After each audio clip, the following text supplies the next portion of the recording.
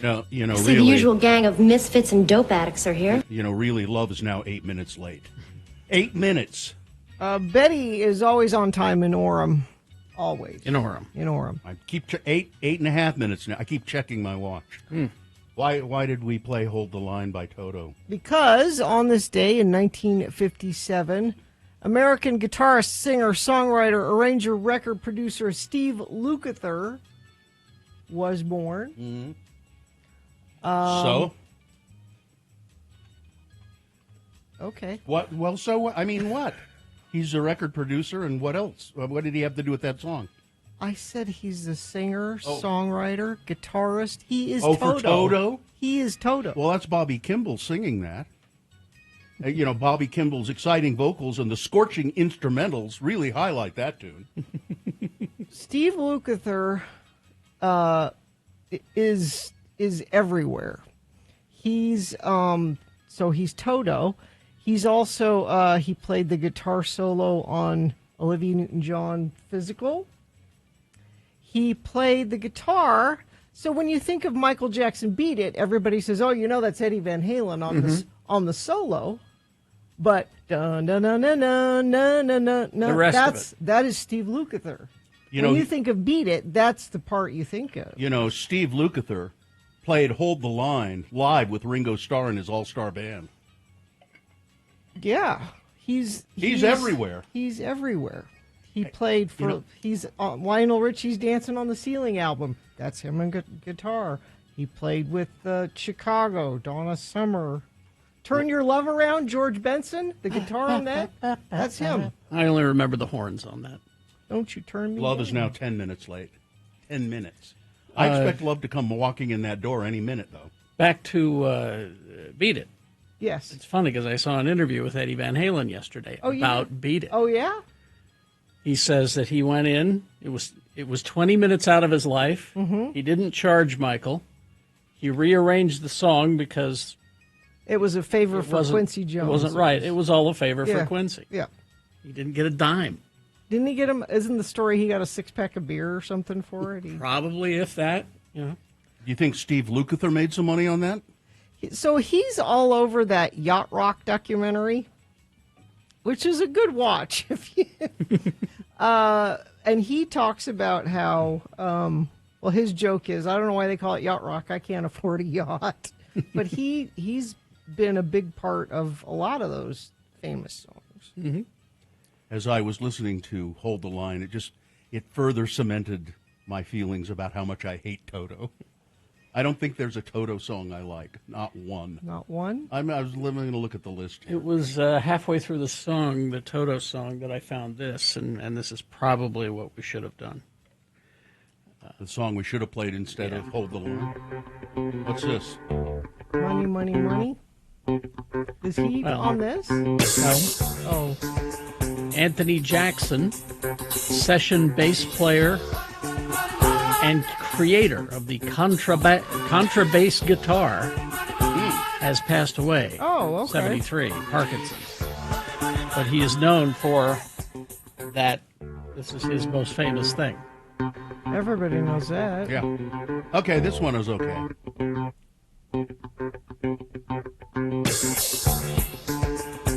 I guess it's probably for the best because it's Trump adjacent.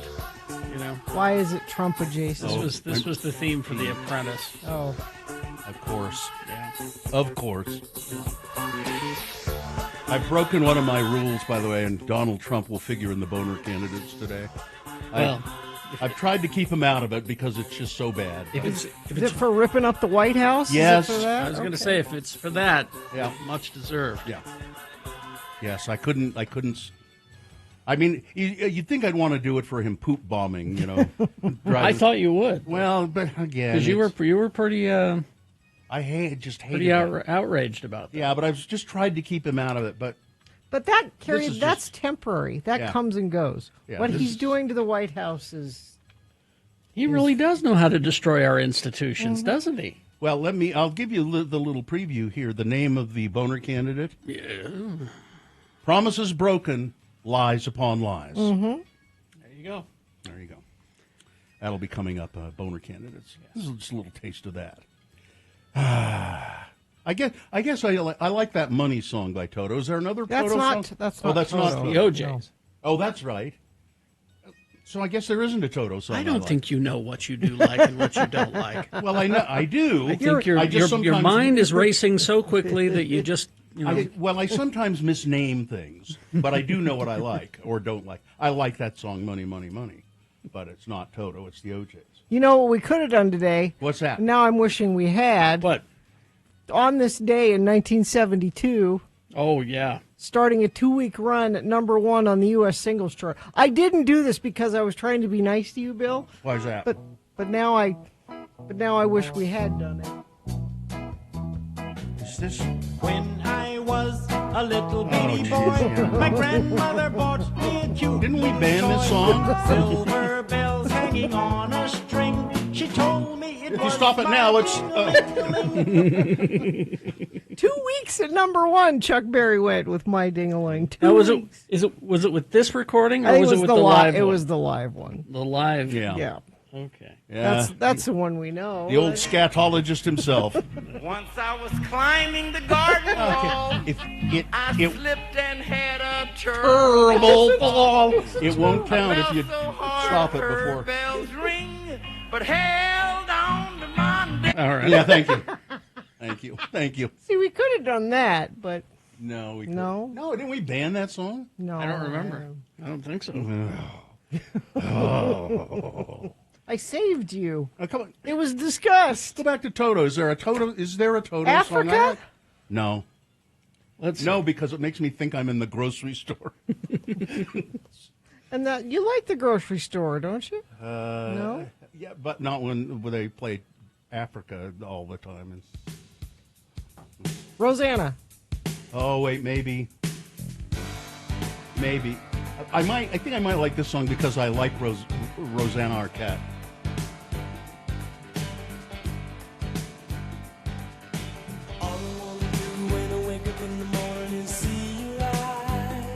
Yeah, this one's okay. Is that right? Yeah.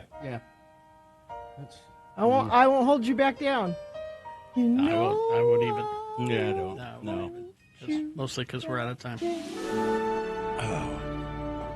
This has been Farting Around with Carrie, Bill, and Gina on X96, Radio from Hell.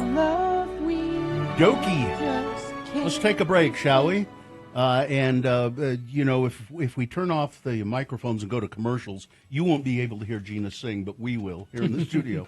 Check in with us if you'd like. 877-602-9696 is the number to call. Do you like any Toto songs? Let us know. 877-602-9696. Or anything else you want to check in with. You can also text us. It's 33986. Join. And then I was reading a story today, it's here somewhere, that men are often likely to be the ones to fall in love at first sight, as opposed to women, which I think is interesting. Did they say why that happened? Maybe, but I didn't read the whole story. I just read the headline. I haven't read it yet. Let's see if I can find it. Well, here. I'm certain. Oh, there it is. I'm certain it happens all the time. You mean Sorry. you believe in a love at first sight? Yeah. Some people believe that you have to thoroughly get to know someone before you can fall in love. Others would beg to differ, swearing that love at first sight isn't limited to fairy tales. And apparently 59% of men believe that love at first sight is a thing. Well, can 49% of women. Lust at That's first what I was sight? going to say. Well, Like, I'm very attracted to that I don't know how you could be in love with somebody you'd not yeah. I mean, gotten to know. it happened to me once. You were in love. I swear to God. Like I would throw myself in front of a train for this person. It was so pronounced that I think after the first time I saw this person, it might have been that at the very first time I saw them, I said this to them, but it was short a day or so afterward. I don't know how to explain this, but I believe that I have fallen in love with you and I don't know you. And what did they say to that? It's a great opening line, by the way. Yeah, I mean, I knew who she was, but I didn't. I had very little contact with her. How did she react to that? Positively, very well, as a matter of Really? fact. She said, really? And I said, yeah, I don't, and I mean, I don't know what to do about that, but, and she said, well, let's find out. Well, Or something to that effect. And I sort of thought that it would be, that that's I the would, one? Yeah, that's the only time it's I've fallen in lust. I was going to say, a 'Cause I lot can of see seeing somebody and going, Yeah. I am very, very attracted to that person I just Yeah. saw. and a lot of people mistake that for love. Yeah. First time I saw my wife, the woman I'm married to, Carrie was with me. Yeah. And I just went, oh my God. You know, that's, but that, to me, That that was lust. Yeah, that was lust. Mm-hmm. But this was different. The time that it happened, it was different. It And was did like- you find that person to have some quality that, Yeah, I mean. you know what I mean? Like we- now I know why I felt that way when I saw this person the first time. Yeah. Mm-hmm. And we had a relationship for a while, but it was not to be. And I won't go into the details of that because they're too painfully embarrassing. All in all. Somebody said I told that story recently. I think I have mentioned it before, but it just made me think of it reading that that story today. It was never happened to you. Never fallen in love. No. No? Been attracted. Been attracted, Very, very, yeah. very hard attraction. Yeah, but not Yeah. not love. Texter. Hey, Bill, there's a song by Alan Jackson called I'm Married to You, but I Don't Even Know Your Name. I like that. You walk up and you say, you know, I'm married to you and I don't even know you. Oh, that's all. That's good opening. You know, here's the thing about country music is that a lot of it is novelty songs, okay? A lot of them are novelty songs. Somebody in the chat room says that I understand what Bill's talking about. It happened to me, but I didn't have the guts to say anything about it. Yeah. And I couldn't see. That's another thing that I really thought it was something because I had to say it. You were compelled. Yeah.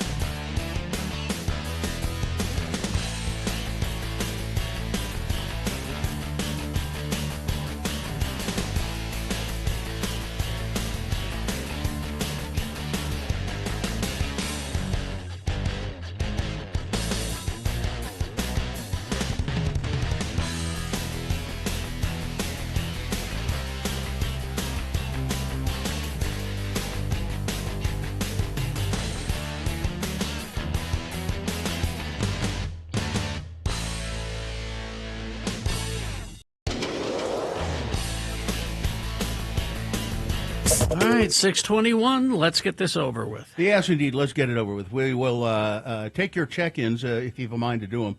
877-602-9696. That's the number to call. Check in with the Radio from Hell show. Say good morning. Whatever just say hello. Tell us if you like Toto or not. You can also text us. It's 33986. Is there a sponsor here, Gina, or is this space just going to waste? Waste. All right. The moon is 0% of full. It is about to start waxing toward fullness. You won't see it, but it'll rise today at 6:01 a.m., today being Tuesday. It's the 21st day of October in the year of our Lord Jesus Christ, 2025, National Apple Day. It is believed that peeling an apple in one continuous strip Yeah. and then tossing it over your shoulder can reveal the initial of your future spouse. The initial. So how That's it what said. lands? Is... I don't know exactly. I was sort of puzzling on that myself, but that's what it said. National Pumpkin Cheesecake Day. National Honey Day. I like honey. I love honey. International Day of the Nacho. It's Back to the Future Day. Celebrating the day yes. that the DeLorean arrived in the future, October 21st, 2015 at 4:29 p.m. And it's Trafalgar Day. In an epic battle, the Battle of Trafalgar, the Royal Navy defeated the French and the Spanish fleets. And this is an all-new edition of the show for people who feel like the Battle of Trafalgar in the morning. Radio from Hell, starring the Lords of Morning Radio. It's Kerry Jackson right there, putting on his work hat. You've been wearing glasses off and on. What's any? I have bad eyesight. Well, I mean, but you haven't in the past. It's gotten worse. So you've been putting them on, and yeah, and then you sometimes so I can see. Yeah, and then sometimes, but so what I'm taking from that, Kerry, Yes. is when you take them off. Yes, which you do during the show. Mm-hmm. You can't see. I can see a little. Okay. So it's just to sharpen things up. Mm-hmm. I'm Bill Allred. I should probably be wearing my glasses as well. Gina Barberi over there, she's another Lord of Morning Radio. Katie For Short is our fine producer. And then in the booth is Dawson. And I know Hudson is here somewhere. I saw him lurking about. And there's a dog there. And we don't have a screen on here. Is that, I don't know whether the TV's not working or is it just not turned on? It's working on the I think Katie internet. just didn't turn it on. No, it's always on. It's I think we've got a problem. the YouTube channel's working though. I can see. Oh, that. it is? Yeah. Oh, okay. All right. All right, we'll go to your check-ins if you have a mind to do that. Yes. 877-602-9696. Dominic. Hello? Hi, Dominic. What's up? Hey, good morning, guys. How are you? Good. Hi. Yes? Just out driving around doing my job. But, I wanted to give a shout-out to Cameron over at Strong VW. I bought a car yesterday after not having one for, 20 years. Congratulations. And so first brand new car, and, went all out. Way to go. Got a great deal. So Yeah, are you driving it right now? And, Are you driving? No, I'm driving a semi right now. Oh, okay. What kind of a Volkswagen did you get? I got a Tiguan. Those are nice. Those are lovely cars. Yeah. Yeah, I got the top of the line, white on black. Like everything is. Yeah, I went all out. So You deserve it, Dominic. West Valley, or not West Valley, Strong Volkswagen. Hey, you know what, Gina? I got to say this. So I've turned my life around. I was into drugs. I was into all sorts of stuff. In the last 5 years, I've turned my life around, and so it's like the little things building up to feel like I'm making it. And that was it was a big moment. I'm happy for you, Dominic. You earned that in lots of ways. It sounds like you did the hard work. All right, and we'll make sure that Strong Volkswagen hears this too, Dominic. For sure. All right. Congratulations. Thanks, guys. See ya. Bye-bye. Let's see. Good morning. Thank you for letting me listen, dear lady and lords of morning radio waves. For punctuation. That's all I ask for, Dominic, is some punctuation. Happy Taco Tuesday, y'all. Dominic, the dump driver, checking in for another crazy day of driving around and listening to you all, helping us out of the depths of hell in this holy place. Are we? Gee, that's a lot. Let's see. If y'all would like some amazing queso birria tacos later this morning, I'll go grab a platter. That's nice of you. That's a new thing for me. Birria tacos. I've only had them a couple of times. They're wonderful. Oh, Yes. Great. Thanks for playing the best Toto song. Okay.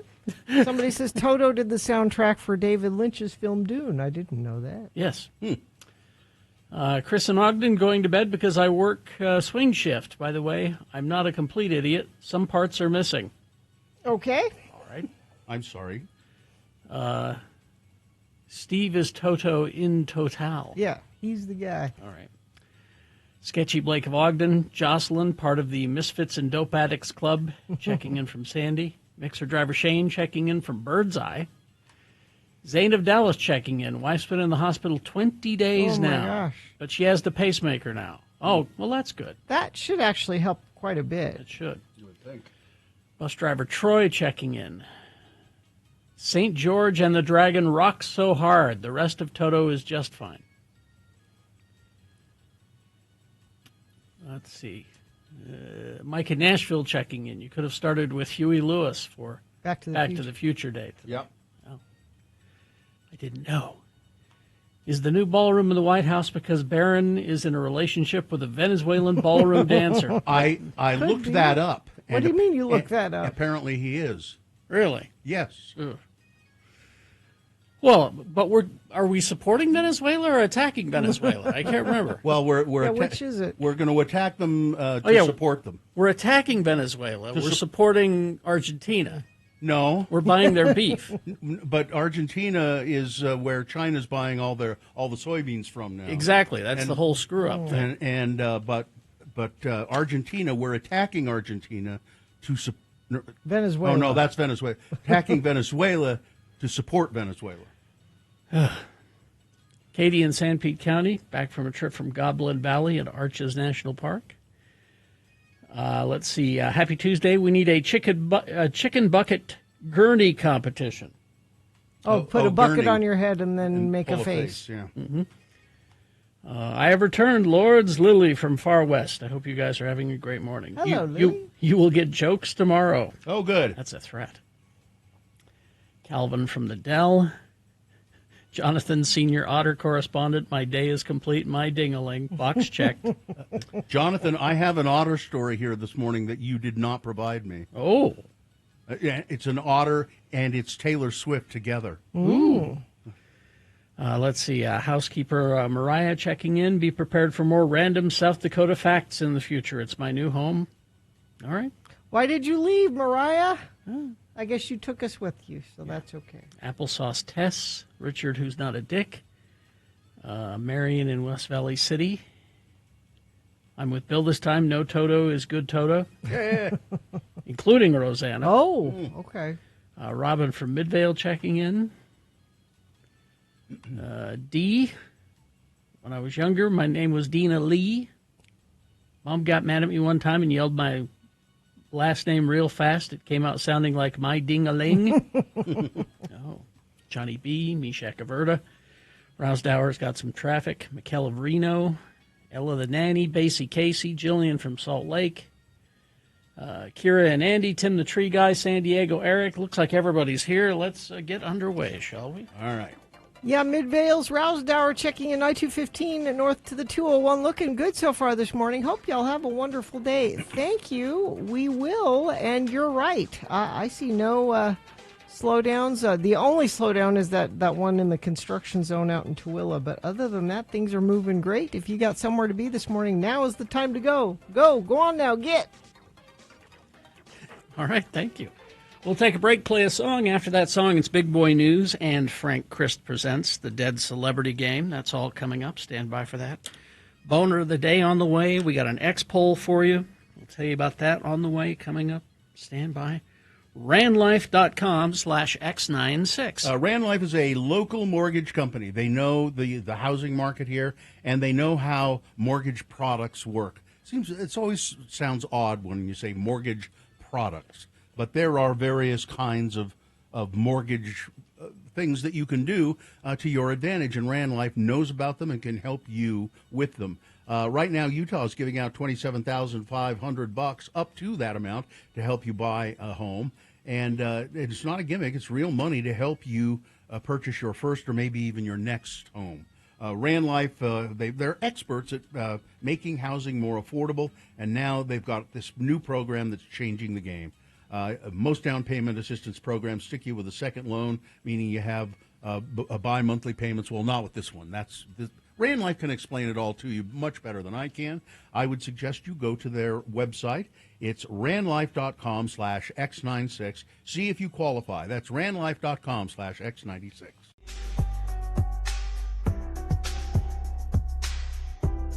And we still haven't determined really how many years we've done this parade.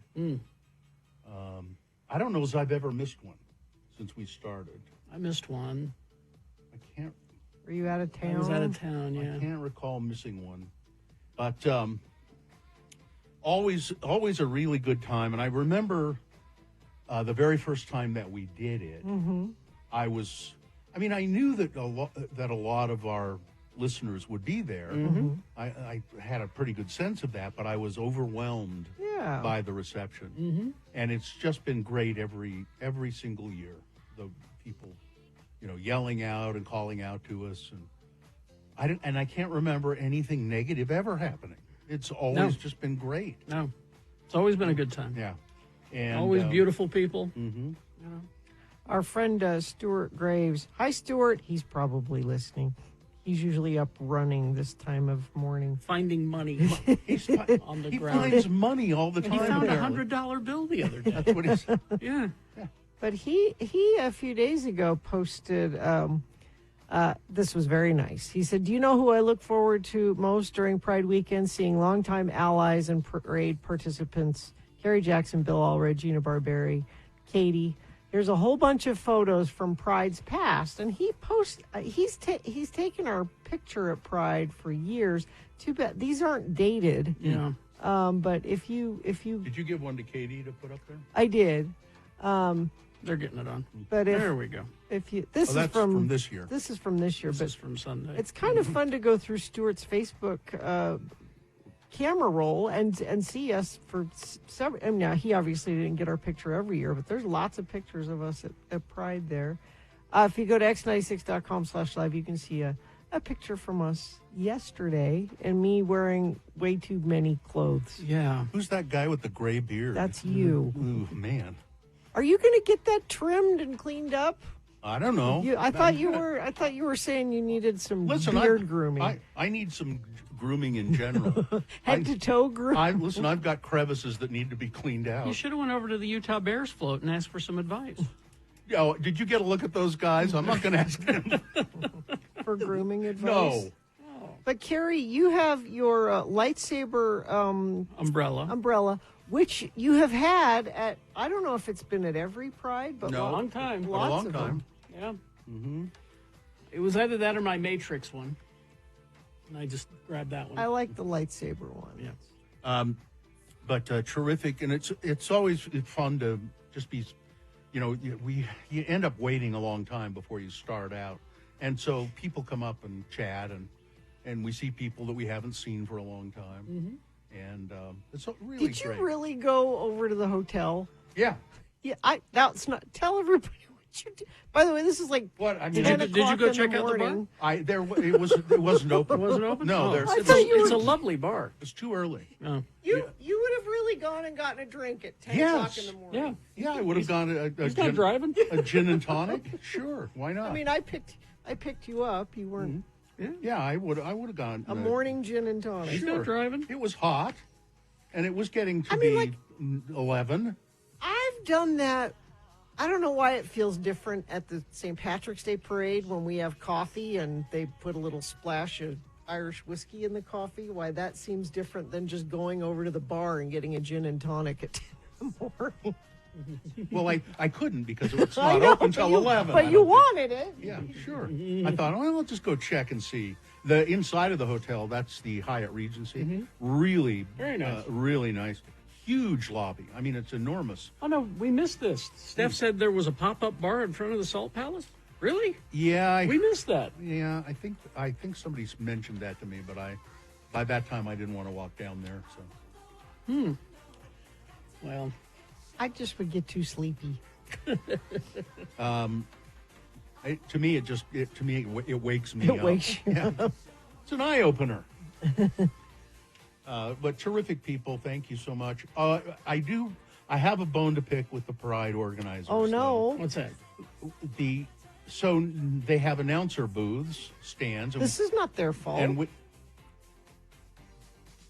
yeah, they're the ones who do it. No, we provide them that information. Yes. They didn't come up with that. I don't think we gave them anything. Yeah. We must not have. No, that comes from us, not That them. does. Yeah. If that script came from us, Yeah. then somebody needs to have a stern talking. to. Yes. Yes. Because Broadway Media. No one knows who who's Broadway that? Media is. Yeah. You know. No, that's not Pride. That's No. no. Yeah, we provide that. I thought they wrote the No, script. they don't. We provide that script. Well, then somebody here needs to Yes.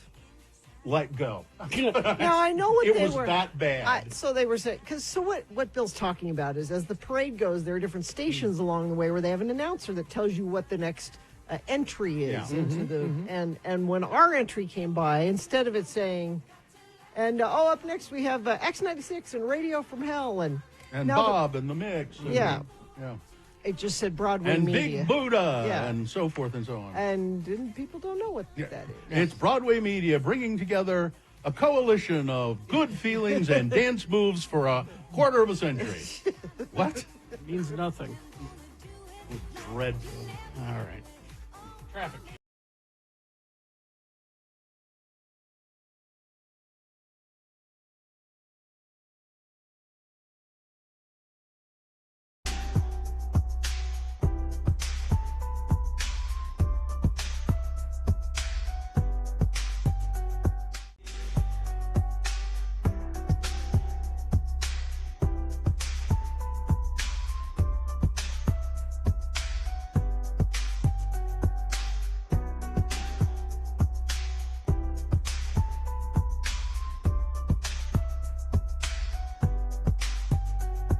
All right, 638, Big Boy News and Opinioendo right now. Immediately after that, it's Frank Christ Presents They're Fine, They're Just Fine, the Dead Celebrity Game. Give you a list of 4 celebrity names. 3 of those celebrities are just fine. One of them is dead. Pick the dead one correctly, and you will win. Tickets to see Garbage October 29th at the Complex for their final North American headline tour. Possibly your last chance to see Garbage performing live. 877-602-9696 is the number to call to play Frank Christ Presents right after this. Big Boy News and Opinioendo brought to you by. Get a hail of a deal on your next vehicle purchase at Mike Hale Acura, your Utah Acura dealer. Mike Hale Acura, a hail of a car buying experience. Well, she claims to be the world's most recognizable porn star. I don't recognize her.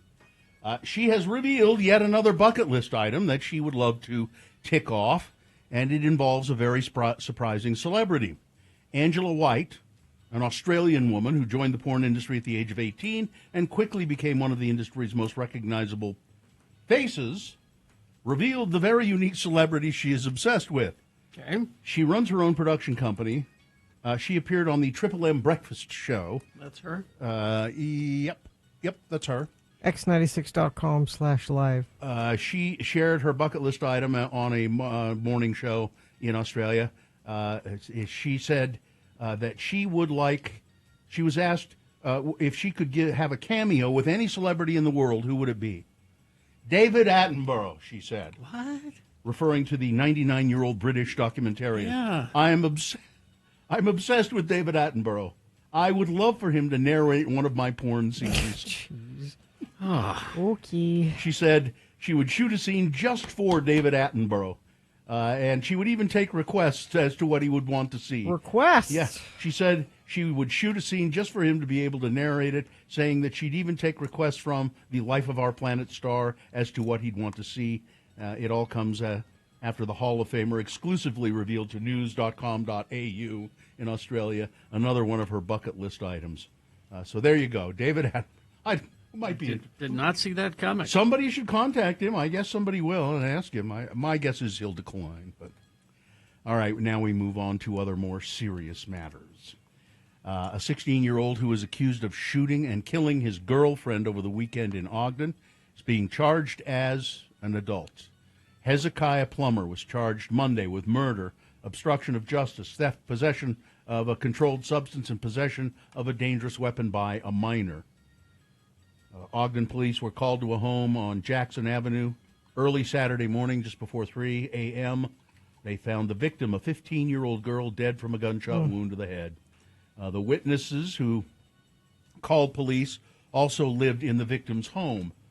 He said that he heard multiple gunshots that sounded distant and then one that sounded very close.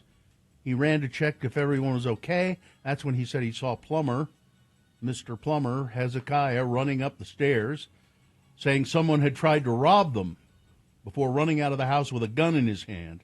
The victim's mother later told police that her Glock firearm was missing and that she had found the box in the victim's bedroom. She said Mr. Plummer showed up at their house at 1 o'clock in the morning and said he had nowhere to stay, and she let him stay there. Mr. Plummer was later found by police in Davis County. He allegedly had several ounces of marijuana in his possession. Investigators say they believe he and the victim were the only two people in the bedroom when she was shot. They found a bullet casing in the hallway. They said they found possible bullet holes on the outside of the home, along with several shell casings a significant distance up the street. They don't believe these shots could have killed the victim. Prosecutors also said that Mr. Plummer disposed of the gun after the fact. Well, here's good news. The Salt Lake County Health Department has remained busy as people head in to get both their flu and their COVID-19 immunizations this season. I got both of mine yesterday. For some, like Jerry Sempic or Gina Barberi, who has been getting the COVID-19 vaccine since it first became available, immunizations have become a regular part of their health care routine. It's important for me not only to protect myself, but to protect others, said Mr. Sempic. Because access has become a key topic for patients like Mr. Sempic, he was relieved when he walked into the CareThera pharmacy to get his latest dose after pharmacists were given the go-ahead last month to administer COVID-19 vaccines without a doctor's prescription. I didn't know if it was going to be available or not, so recently it's been a little bit uncertain, Mr. Sempic said. I'm really glad I was able to get this today. I would say to all of you, get to your pharmacist as soon as you can. I wouldn't be surprised if they start running out of stuff. I was at my doctor appointment yesterday, and she said, "Do you want a flu shot?" I said, "You bet." She said, "Do you want a COVID shot?" I said, "Oh, I can do that." She said, "Yeah." She said they made this big deal of, "Oh, yeah, you can only certain people can get them," and then they've sort of quietly released it to everybody if they want it without a prescription. They have not made a big deal out of that. So I'm glad you did that story, Bill. Yeah. Donald Trump's son, Donald Trump Jr., is pushing his followers to sign up for signature gathering for the Utah Republican dual track effort to repeal Utah's anti-gerrymandering process and the court-stipulated map that Utah lawmakers approved earlier this month. Rhino judges and liberal groups are trying to steal 2 GOP House seats in Utah. You can stop it, Trump Jr. posted on X. Is it stealing if there was a citizens initiative that passed and that's what people want? That's stealing? Okay, now listen. There's a link to sign up with Patriot Grassroots on his Twitter X account. So there's a link to sign up with Patriot Grassroots, which is an out-of-state firm that hires people to go get signatures. And apparently they pay them pretty well. The link goes to a sign-up sheet for Patriot Grassroots that reads, "We're leading a statewide initiative in Utah to stop redistricting proposal that could cost Republicans 2 U.S. congressional seats. The fight is about keeping representation in Utah reflective of its deep red roots."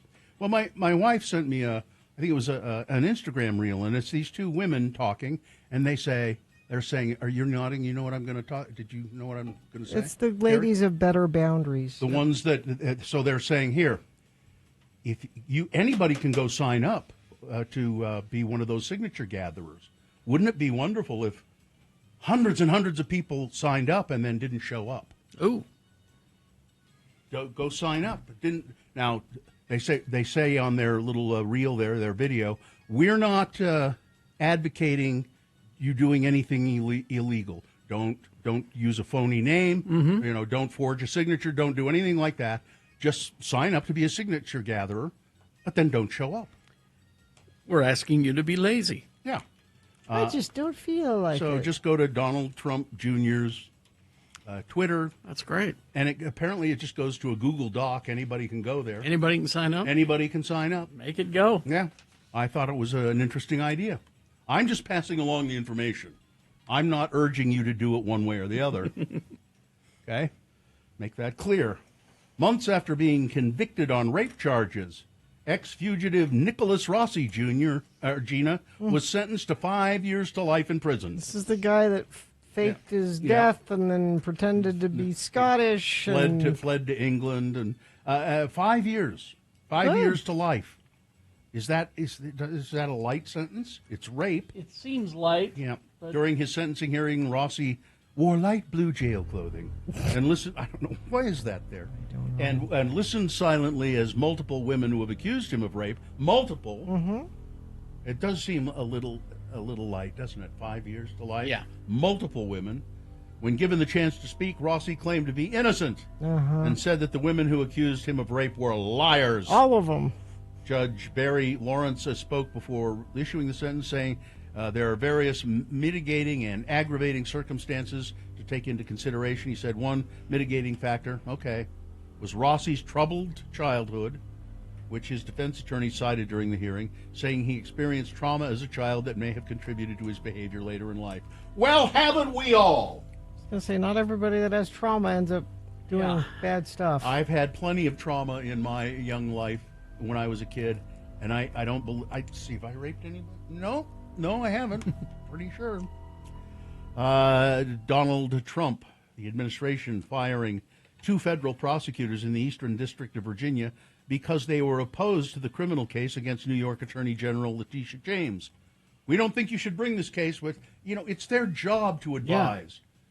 Kristen Bird and Elizabeth Yusi were terminated Friday from their posts as assistant U.S. attorneys in the Eastern District of Virginia's Norfolk office, where James' case is being prosecuted. Yusi, according to her LinkedIn profile, had been an assistant U.S. attorney in the Eastern District since 2010. Bird's LinkedIn profile said that she had worked in the office since 2019 and was the deputy chief of the Narcotics and Violent Crime Unit. Her profile now says she is in the private sector. I'm president and you're not. Americans are growing increasingly anxious about their ability to find a good job under Donald Trump's regime. This is according to an Associated Press Nork Center for Public Affairs research poll in what is a potential warning sign for Republicans as a promised economic boom has given way to hiring freezes and elevated inflation. It seems pretty clear that the economy is close to being in a shambles. At least it does to me. High prices for groceries, housing, and health care persist as a fear for many households, while rising electricity bills, the cost of gas at the pump, also sources of anxiety, according to the survey, and that, and of course, your health care premiums going up and up and up. They're going to, because they're not. I don't see any movement in them working this out in the next 2 weeks. Mom, I want a vape. Federal authorities are investigating a potential security threat after a hunting stand was found in a tree near an airport in Florida where Air Force One lands and takes off. Yeah, that is kind of concerning. A hunting stand in a tree.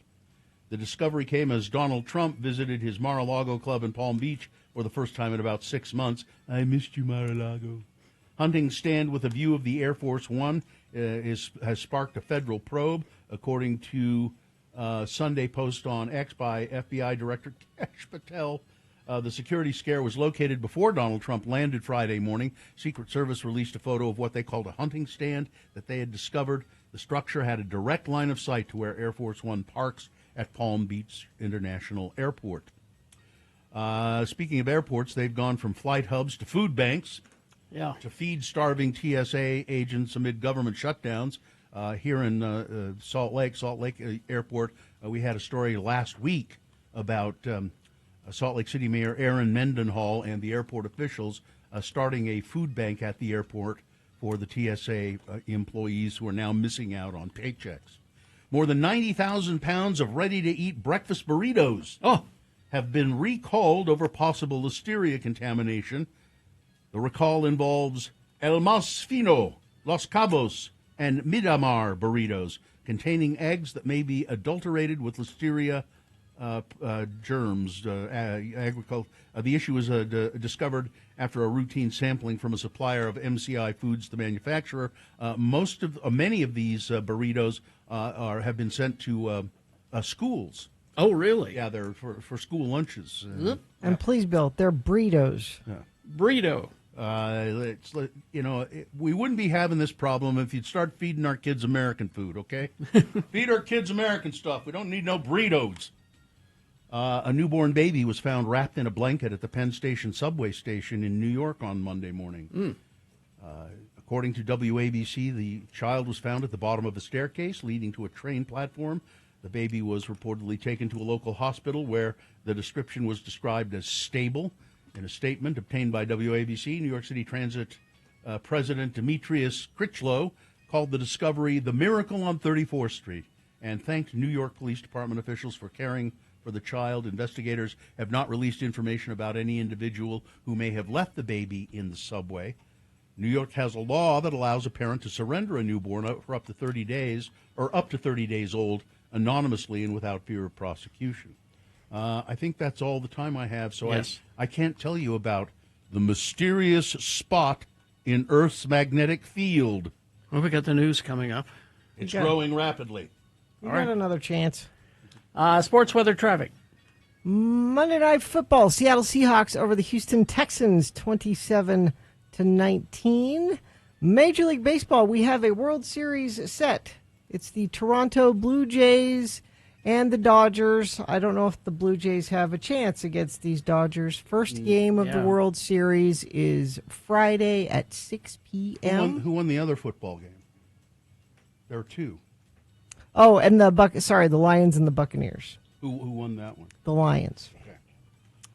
Let's see. Utah Mammoth home tonight to Colorado Avalanche. That is your sports. Well, the first game of the World Series, by the way, is in Canada, which is, I think I heard that's the first time that's ever happened.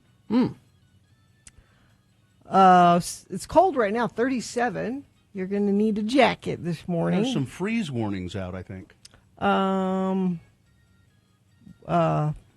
This morning? Yeah. I don't know for Salt Lake specifically, but, Salt Lake is 37 right now. So 63 for a high today. Overnight low 43 tonight. Wednesday 66. Wednesday night 20% chance of showers. We do warm up to the high 60s, it looks like, by Saturday. Traffic front of the program says speed trap from West Valley City Police on 70th South Bacchus Highway. Patrol car and a motorcycle cop. Thank you for that. Yeah, Infiniteam doesn't just have to report traffic. You can alert us to things like that. Brian and Tooele with a traffic update. Major bottleneck at Lake Point due to construction. This whole town is a living nightmare. Oh, I'm sorry, Brian. Thanks for letting us know. 33986. Spooks Boutique, the go-to destination for oddities, curiosities, antiques, and collectibles, provided by a community of local artists for over 13 years. 3453 South State Street, Spooks Boutique, where Halloween is not a holiday, it's a lifestyle. Good morning, Frank. Well, hello, everyone. Frank Christ has joined us here in the studio. Frank Christ is the Grim Reaper of celebrities' souls. And he is, as you would expect a Grim Reaper to be, a skeletal figure. He wears the robe, the hood. He has a scythe. And he doesn't have a horse, though. You don't like horses, I hate horses. So Frank, but he loves the environment. So, Yes. So that's why you have an electric scooter. I love my scooter. Yeah. It's very nice. You can plug it in here anytime you need. Well, thank you. I used to have a very long flag. Yeah. One of those flags Oh, with yeah. the little A orange, banner? the little orange flag I on see. top, Yeah. whipping around. So people could see you. But then I realized people can't see me. You're so invisible I anyway. don't need it. Frank is, a magical being. He joins us here in the studio to play the game we call Frank Chris They're Presents. fine. They're just fine. It's a chance for a contestant to cash in on the death of a celebrity. Who do we have to play the game? Mandy is here. Mandy, how are you? Oh, I'm fine, just fine. That's good to know, Mandy. Mandy, if you are able to identify the dead celebrity on this list, you will win a prize, which is what, Gina? Tickets to see Garbage October 29th at the Complex. Mandy, Frank has given me this list of actors. There are only 4 on the list, and he's happy to report that 3 of them, They're just fine. but one of them, Oh, Frank had to take, and he hates to have to do this because he loves the celebrities, don't you, Frank? everything they say and do is right. All right, Mandy, are you ready to play the game? Yes, I am. Okay. It's Trafalgar Day, which is marks the day of an epic naval battle. And so Frank has given me a list of actors in movies about naval battles. Identify the dead celebrity, and you'll win those tickets. Here we go. Number 1 is Candice Bergen.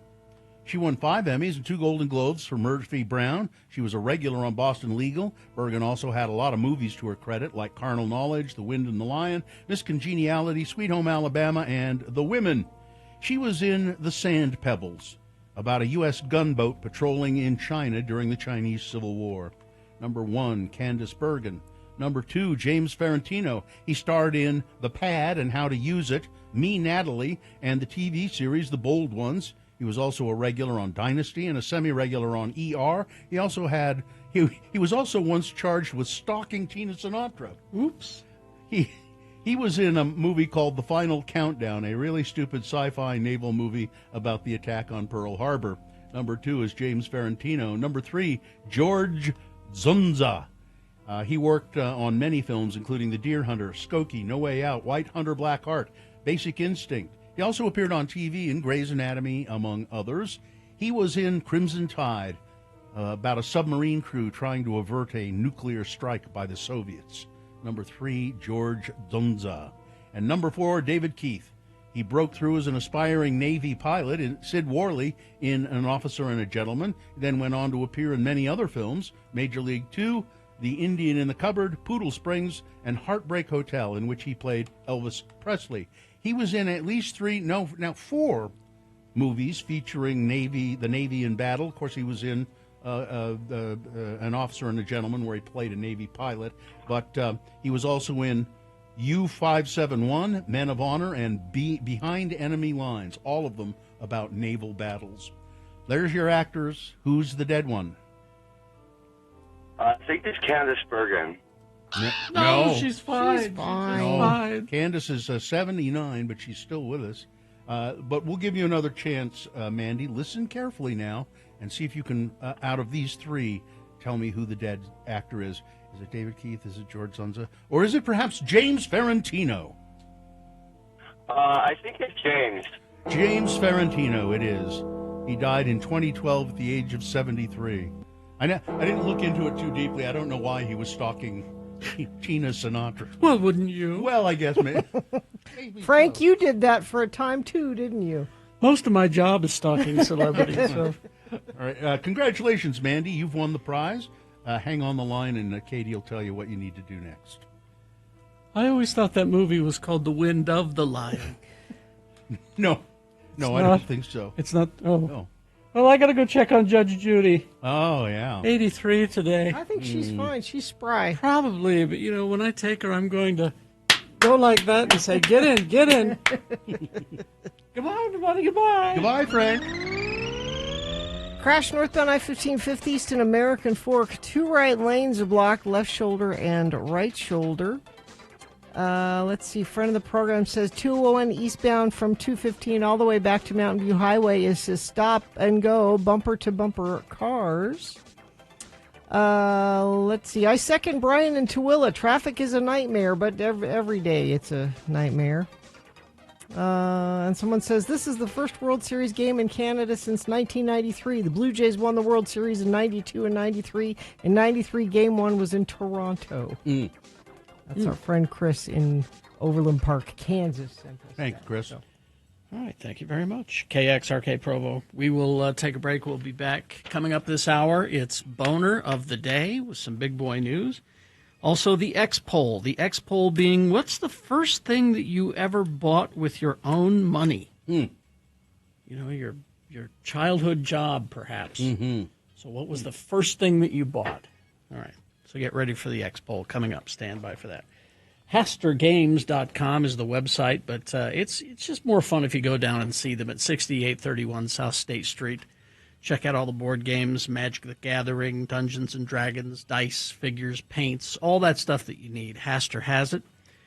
If you're getting back into it, go and see them. They've got all kinds of new sets available. Also, the expansion sets. Magic the Gathering Spider-Man. The famous web slinger arrives in the newest expansion for Magic the Gathering Spider-Man. Experience the action as amazing heroes and villains clash across the Spider-Verse. Beautiful artwork on these cards, by the way.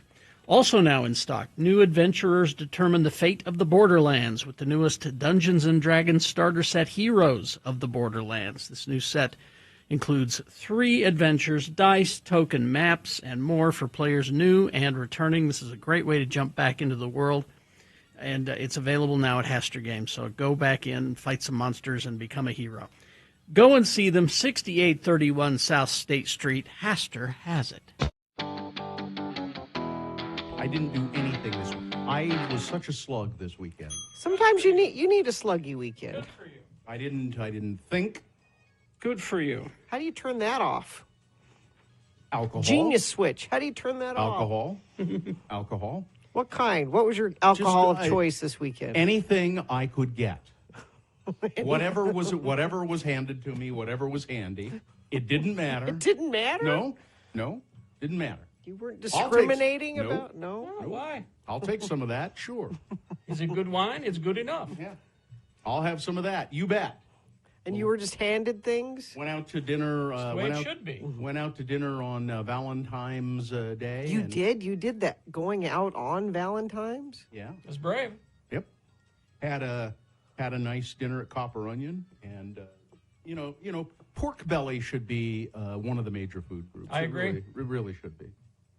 What was the pork belly on, or was it? No, it was just pork belly. just out there being pork belly. Pork belly with some cherries and some Brussels sprouts and turnips. You know, just kind of as a little side starter, dish, a little starter to the evening, and then Nice.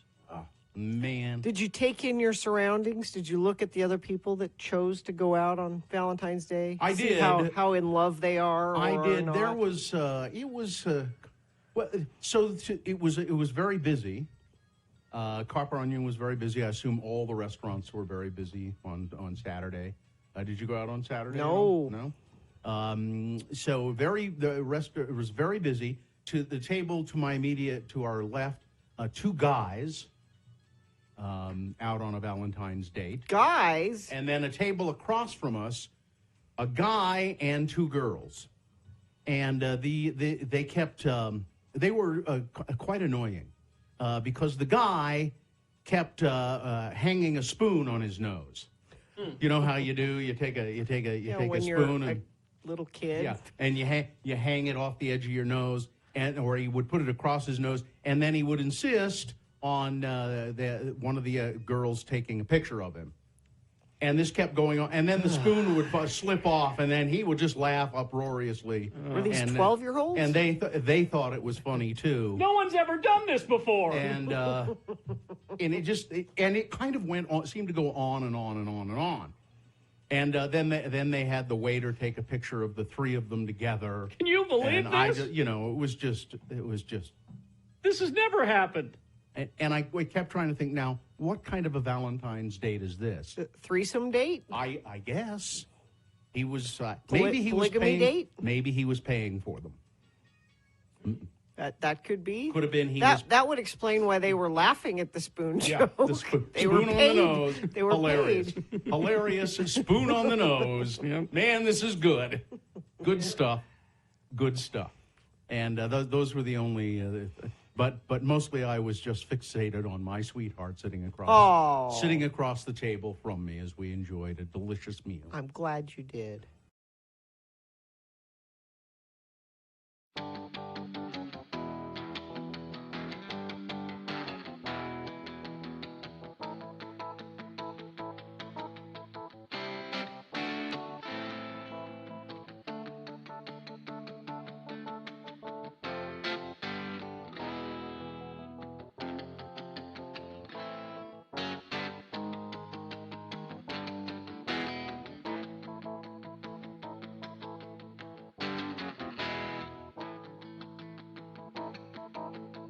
Barney is a man in Vineyard.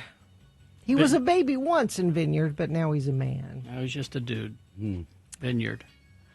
Okay. So I follow this guy on Instagram. His name's Kareem Rama. He does this thing called Subway Takes. Is he aware that you're following him? He might be. I mean, he has 1.6 million followers, so I don't know if he's specifically. Subway Takes. So he sits on the subway and gets your take on things. What's your take? Oh, I've seen this, actually. Yeah. And I want to propose us doing this in part of our Hello, Yeah, What X poll rotation. Okay. So people just sit down next to him and he says, "What's your take?" And then they Well, does he offer? I mean, does he give them something to give him a take on? Nope, it's whatever they want. I mean, if you follow him, you know what he does. So and celebrities have started sitting down with him on the subway, and he started doing this in New York, and now he does it all over the world. And I just saw one yesterday that I really liked. Here's just an example of it. So he sits down next to this girl and says, "So what's your take?" And she says, "I think the United States should bring back conscription, but for restaurant jobs. We need to reinstate the draft." Draft you for restaurant jobs. Everyone has to mandatorily for a year or two work in a service job, whether that's waiting tables, a line cook, because that we. Huh? That's what I think. No, I know what he's doing. Because working in a service job makes you appreciate people that work that job. You learn a lot when you were working that kind of job, and we should all have to, like maybe when we're all 18 or something, have to work for a year in a service-related job. I like that idea. I worked at JB's, as we have talked about many times. I learned a lot, and now when I go out to eat, or eat not just restaurants, but other places where there are service-related job, I appreciate those people even more. I'm just afraid you do that, you're going to increase the number of really horrible servers there are out there. You think? Yes, absolutely. Because you're putting people in a position of doing something that they don't really want to do. And people who are, who are working at a restaurant. No, he's not wrong. I mean, I see where she's going with it. It makes sense. Yeah. But you're right. Because the good waiters and waitresses, the good servers out there, are the ones who make a career out of it. Well, not necessarily make a career out of it, but they this is my job. I care about it, and I'm going to do it well, and hopefully I'll increase my. You're assuming that an 18-year-old is going to be terrible at it. I'm assuming that if you tell him that he has to do it, yes. You have to go work in this restaurant. Okay, dude. No, you don't have to. You in some capacity, you have to work in a service industry for a year.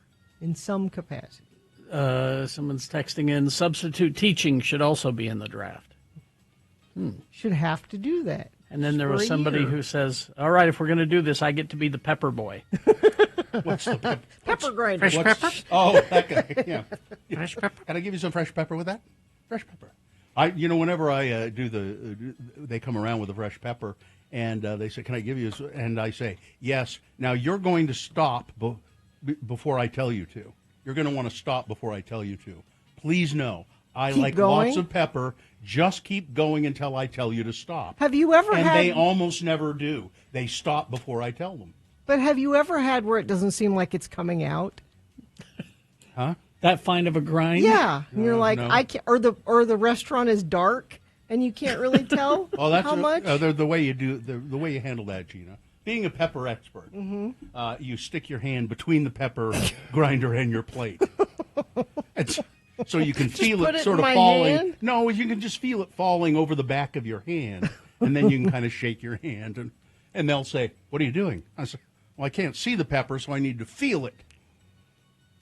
One of the other takes I saw was Jason Bateman.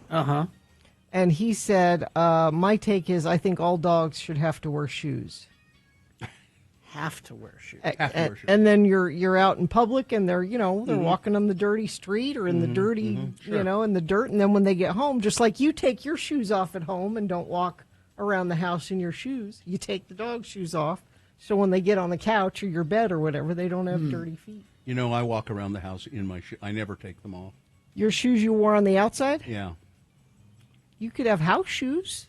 Yeah, I probably should do that. It's and the reason I don't take them off is because I have one of my feet is so bad, screwed up, and it's painful. But I always wear the rest of my family barefoot.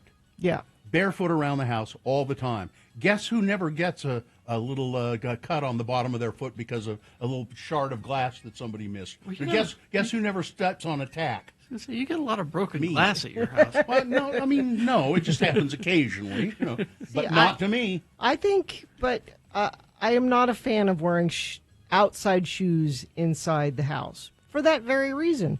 You walk in a bathroom, people pee on the floor in there, and you're walking in that, and you're walking in the street where people don't pee on the floor in my bathroom at my house. When you're out in public, and then you come home, you should take your outside shoes off and put inside shoes on. I mean, there really should. There should be a little chair by the door. Yeah, so you could sit down and. That's what we have, a bench. That's all the shoes in our house. Got down, sat on a bench. Yeah, all the shoes. We have a mud room. You walk in the mud room. You take your shoes off. You sit on the bench. Is there a lot of mud in the mud room? Well, we have 2 dogs, so there can be. Yeah, and then you put in on. Carrie has slippers. Asian household. Yeah. Sorry, this is an old conversation to me. I agree with Jason Bateman's take. What's another one? Oh, let's see. We've got baking is easy, and baking is easy. And Katie's saying no. Somebody sat down and said, baking's really easy. Yeah, and then he says. Then he either says 100% agree or 100% disagree. And he said 100% disagree. Yeah. And she said baking is like being given all the information about a test before you take the test. She said it's easy. It's very, very specific. So other cooking you kind of guess and throw things. Baking, you have to do it. You have to follow the recipe. Well, that's what makes it harder. Specific. No, because it tells you exactly what to do. That's what she says. But then there's the elevation that needs to be factored in. Yeah, no, baking is not. No? No, or otherwise there would be great breads and pastries everywhere. Yeah. And there ain't. Is it cake? By the way, Carrie, I have a story about the Cake Boss coming up for you. Oh, I don't like the Cake Boss. Oh, I thought you liked the Cake Boss. No, he likes Is It Cake? Is it cake? I like that guy. No. Well, I am proposing that we start doing Well, isn't that what Hello, Yeah, What is anyway? Is we're just asking people to give their, we can just say hello, yeah, what? It's your opportunity to just give your take on anything. All right. That's what that's what it is anyway. Okay. And we'll do that when we do hello, yeah, what? Yeah. Because today it's an X poll. What's the first thing that you bought with your own money? Your first job, your own money. Or Grandma gave you $5. Yeah, I'm pretty sure it was a knife. I'm pretty sure. I'll have to think about it some more, though. I'm searching way back to my childhood when I first got, an allowance. I never really got an allowance much. I had to work to do stuff. Did you get an allowance? No. Did you get an allowance, Gina? Nope. All right. Let's but see. Not now. Don't call about that now. No, We're don't saving. Call now. Traffic, please. Let's see. We have crash northbound Bangor Highway 53rd South in Taylorsville, off to the right shoulder. Crash northbound I-15 5th East in American Fork. 2 right lanes are affected there. Heard from a couple different people out to Tooele who just said the construction is horrible this morning. Sorry about that, folks. Let me know what you're seeing on the roads via text at 33986. All right, we've got boners coming up. Here are the candidates you'll be voting for. Boner candidate number 1. Funny joke. Boner candidate number 2. Packing heat while black, unlawful in Chicago. And boner candidate number 3. Promises broken, lies upon lies. X96 wants to bribe you to listen. Tune in every weekday, 7:15, 10:15, 1:15, and 5:15 for keywords. Then text them to 508-777-1000, and you will be entered to win $1,000. Every keyword is another chance for you to win. Details and more at x96.com. The keyword for this hour is dough. Dough. No, not that kind of dough. Dough. D-O-U-G-H. Dough. D-O-U-G-H. 508-777-1000. That's 508-777-1000 now to enter to win. Thank you.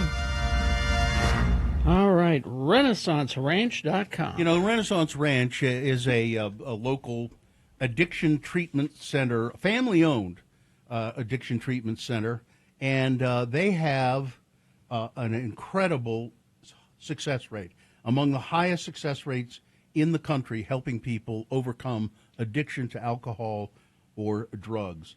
They have a full continuum, including sober and transitional housing programs, which is excellent. The hardest part about drug and alcohol addiction is just admitting that you have a problem. Once you're able to do that, the help is there. Renaissance Ranch, a program designed specifically for male patients. They do offer residential and outpatient service, and they're staffed by recovering addicts who understand what you're going through, the living hell you have to try and get over your addictions. So go to renaissanceranch.com. You can find, you'll get a free consultation there. They do accept most private insurance and Medicaid. People are talking a lot about The Last of Us. Yes. And the Salt Lake City episode. Yes. And there was a story today, I think this was I forget where I found it, but what did The Last of Us get right and wrong about Salt Lake City? And so people, examined the scene. First of all, it's worth pointing out it wasn't filmed in Salt Lake at all. Well, no. They're filmed up. It's filmed up in Canada, in Alberta. But these are exterior, shots that they blue Mm-hmm. screen in. And they got the right buildings. It looked cool, but there were several. There are several downtown skyscrapers prominently displayed in the background. You can go to x96.com/live, and as well as the Salt Lake Temple. It is there. I didn't really notice it, but it's very Because faint. it's got scaffolding on it. That's why it's hard. And they got the mountain peaks right. Mm-hmm. Fans noticed the building locations were a little bit off. Just one shot seems to use a view from the Triad Center, but Wells Fargo building is on the wrong side of the temple. And then there's a baseball field in the foreground, which there isn't one, but they say there's a baseball field by West High, which is a little close to there, so maybe that's where they got it. There's also no St. Mary's Hospital, which serves as the pivotal setting for the episode. Mm-hmm. There is a St. Mary's neighborhood in Salt Lake, and St. Mark's Hospital in Mill Creek. But so they did, it says here, they did their architecture homework pretty well for the most part. But one detail is, and this is like a plot hole, they say. So this all happens, The Last of Us, it all happens in 2003, I think is what they say. That's this takes place allegedly in 2023. Well, here's another detail of the buildings constructed after the world is forever changed. Collider points out that the show's official outbreak day, when a fungus essentially turns humans into zombies, is September 26, 2003. Yes. But this takes place 20 years later. That means most features like the Utah Capitol, the church office building, and the World Trade Center, Utah, would have existed in Salt Lake at this time, but there are several downtown buildings featured in the show that wouldn't have existed at that time. Mm-hmm. Like 222 Main, that big 99 West, and 111 Main. So I won't let that take me out. No, it doesn't really. As a matter of fact, they show it pretty quickly, and it's both my wife and I said that looks really cool. I mean, it does. It just looked cool. And they also looked into. So there's, I guess in the video game there are giraffes. Yeah. That's a thing in the video game. This last episode, apparently, from people I've talked to who have played the games, they say it stays pretty close to the game. And so there's giraffes, and somebody asked, I don't know if this is in that article you're reading, Bill. Yeah. Okay, so let's say they escaped from the Hogle Zoo. Sure, why would not? they be alive 20 years later? And they said, they could. I would think the locals would have hunted down and eaten them. Giraffes can live up to 30 years under human care, usually 25 in the wild, according to. But see, they could have reproduced too. And it's cute. Hogle Zoo actually was tweeting about it, which was kind of funny. The show has been renewed for a second season. It'll center on a storyline of the video game sequel. And it'll expand the storyline they're going to expand it to allow for more than just 2 seasons. Oh, really? Yeah. They smell the money. Yeah, so yes, they do. Because the original plan was just to do 2 seasons based solely on the plots of the games. And We It's hope they popular. flash back to Salt Lake City. Maybe we'll learn what happened to all the other animals at the zoo. Where did they all go? Well, I mean, it sounds like they left Salt Lake. Oh, What? I keep talking like people have seen it. Okay, I'll wait. Yeah, I still haven't seen this episode. It's It's good. it's so good. It's so good. I just want more cordyceps in it, though. I want more fungus people. See, here's what's interesting about this show is that I don't need them. I as much. love them. I mean, it's like Walking Dead went out of their way to push zombies at me to the point where it was like, okay.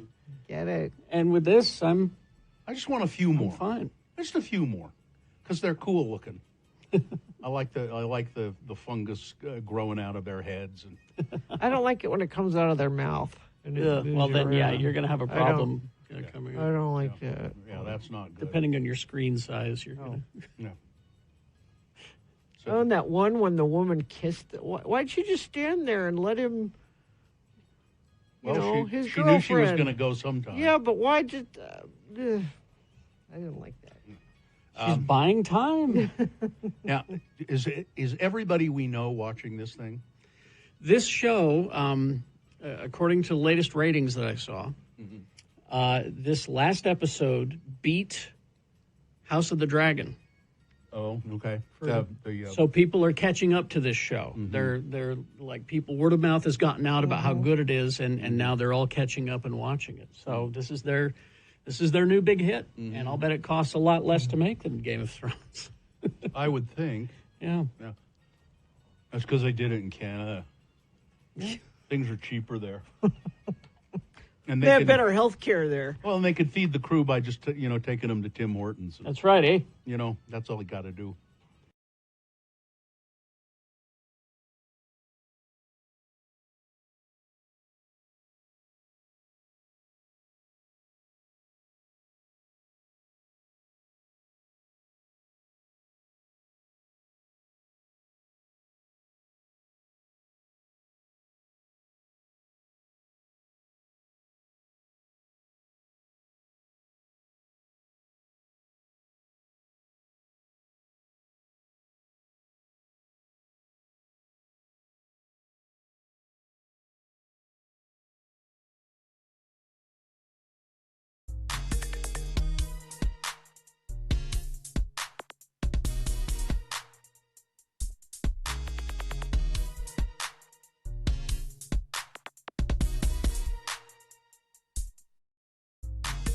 It's 7:24 right now, and it is time for Boner of the Day. 3 news stories. These will be examples of bad, stupid, or funny human behavior, and you will decide with your vote of these 3 candidates which one is the worst, which one deserves to be Boner of the Day for today, October 21, 2025. We'll give you 2 candidates now, a third after the news. Once you've heard all 3, you'll vote, and one of you lucky random Boner voters will receive. Can't win it. Oh, no. You Can't win it, gotta buy it. Can't buy it. Gotta win it. Radio from El Boner T-shirt. Boner candidate number 1. Funny joke. Funny. The San Jose Sharks, I believe that's a hockey team. Yes. Apologized to fans after an offensive message was displayed on the arena's scoreboard during Saturday's game against the Pittsburgh Penguins, which I assume is another hockey team. Yes. The incident occurred during the team's Hispanic Heritage Night celebration. During the first intermission, fans booed as the scoreboard displayed a message saying, Jeez. San Jose Sharks fans love ice. Go get 'em, boys.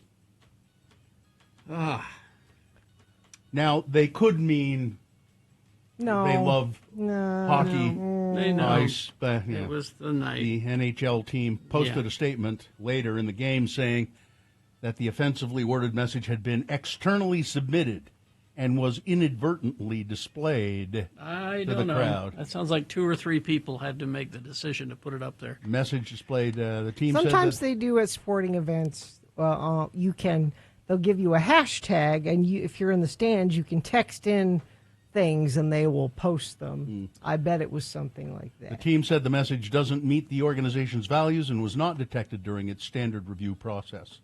So it did go through a review process. Somebody just didn't notice it or thought maybe I'll let it go anyway. The Sharks expressed their deep regret, said an investigation into the origin of the message is underway. The Sharks went on to lose the game 3-0 against the Penguins. Number one. Funny joke. Here's boner candidate number 2. Packing heat while black is apparently unlawful in Chicago. Law-abiding Chicagoans who have gone through the process of obtaining a firearms owner ID card and concealed carry license and properly disclosed their possession of a gun to Chicago police at traffic stops have been charged with felonies, apparently because they're black. This has been very traumatic for me. Guy, his first name is not here, McWilliams. Mr. McWilliams said, I feel like my rights were violated. When Chicago police stopped him on West 79th Street, they told him he had a missing front license plate. According to the arrest report, police body camera video shows that after the police stopped him, the first thing he did was tell the officers, I have a gun in the car. Okay. According to Illinois state law, in order to legally carry a gun in your car, you need a firearm owner identification card and a concealed carry license. CBS News Chicago reviewed Mr. McWilliams' firearm license and confirmed it was valid. The arrest report also acknowledged that he was in possession of his card at the time of the stop. Mr. McWilliams can even be seen handing it to the officer in the video, and he said he was expecting that to be enough. But it wasn't. He was charged with a felony. And even without a conviction, that upends people's lives. The cost to defend oneself are huge and time-consuming, and this is merely meant to discourage minorities from legally carrying, which benefits no one. Apparently, packing heat while black is unlawful in Chicago, even if you're following all the rules. Yep. Boner candidate number 2. Coming up in a moment, boner candidate number 3. Promises broken, lies upon lies. Boner candidate number 3 coming up after this. Big Boy News and Opinioendo brought to you by Excel Automotive Repair, commuter vehicle repair specialists, Asian and small domestic vehicles, dealership quality service at independent shop rates, located at 33rd South 290 East. To make an appointment, go to excelautomotiverepair.com. Well, sources are saying that Donald Trump is considering commuting Sean Combs' sentence early as this week. He voted for him, and that's all it takes. According to a high-ranking White House official, according to the source, Trump is vacillating on a commutation. They're told that some of the White House staff are urging Trump not to commute the sentence, but sources say the obvious. Trump will do what Trump will do. He'll do what he wants. And people are being told that Trump could set Combs free as early as this week. He's serving a 50-month prison sentence for violating the Mann Act. He's served 13 months, and with credit, he could get out in around 2 years. But none of that matters if Donald Trump commutes his sentence, and again, he seems poised to do that. I wonder how the hardcores of the Trump fan club will take this. By the way, Gina, you said that Sean Combs voted for Trump. He did at one time. However, he fell out of Trump's graces when he supported Biden in 2020. But Trump didn't slam the door shut on showing Sean Combs mercy, and it's now squarely on the table. This is, I don't get this story at all. But Hunter Biden had paintings. This could possibly have been a boner candidate. Yeah.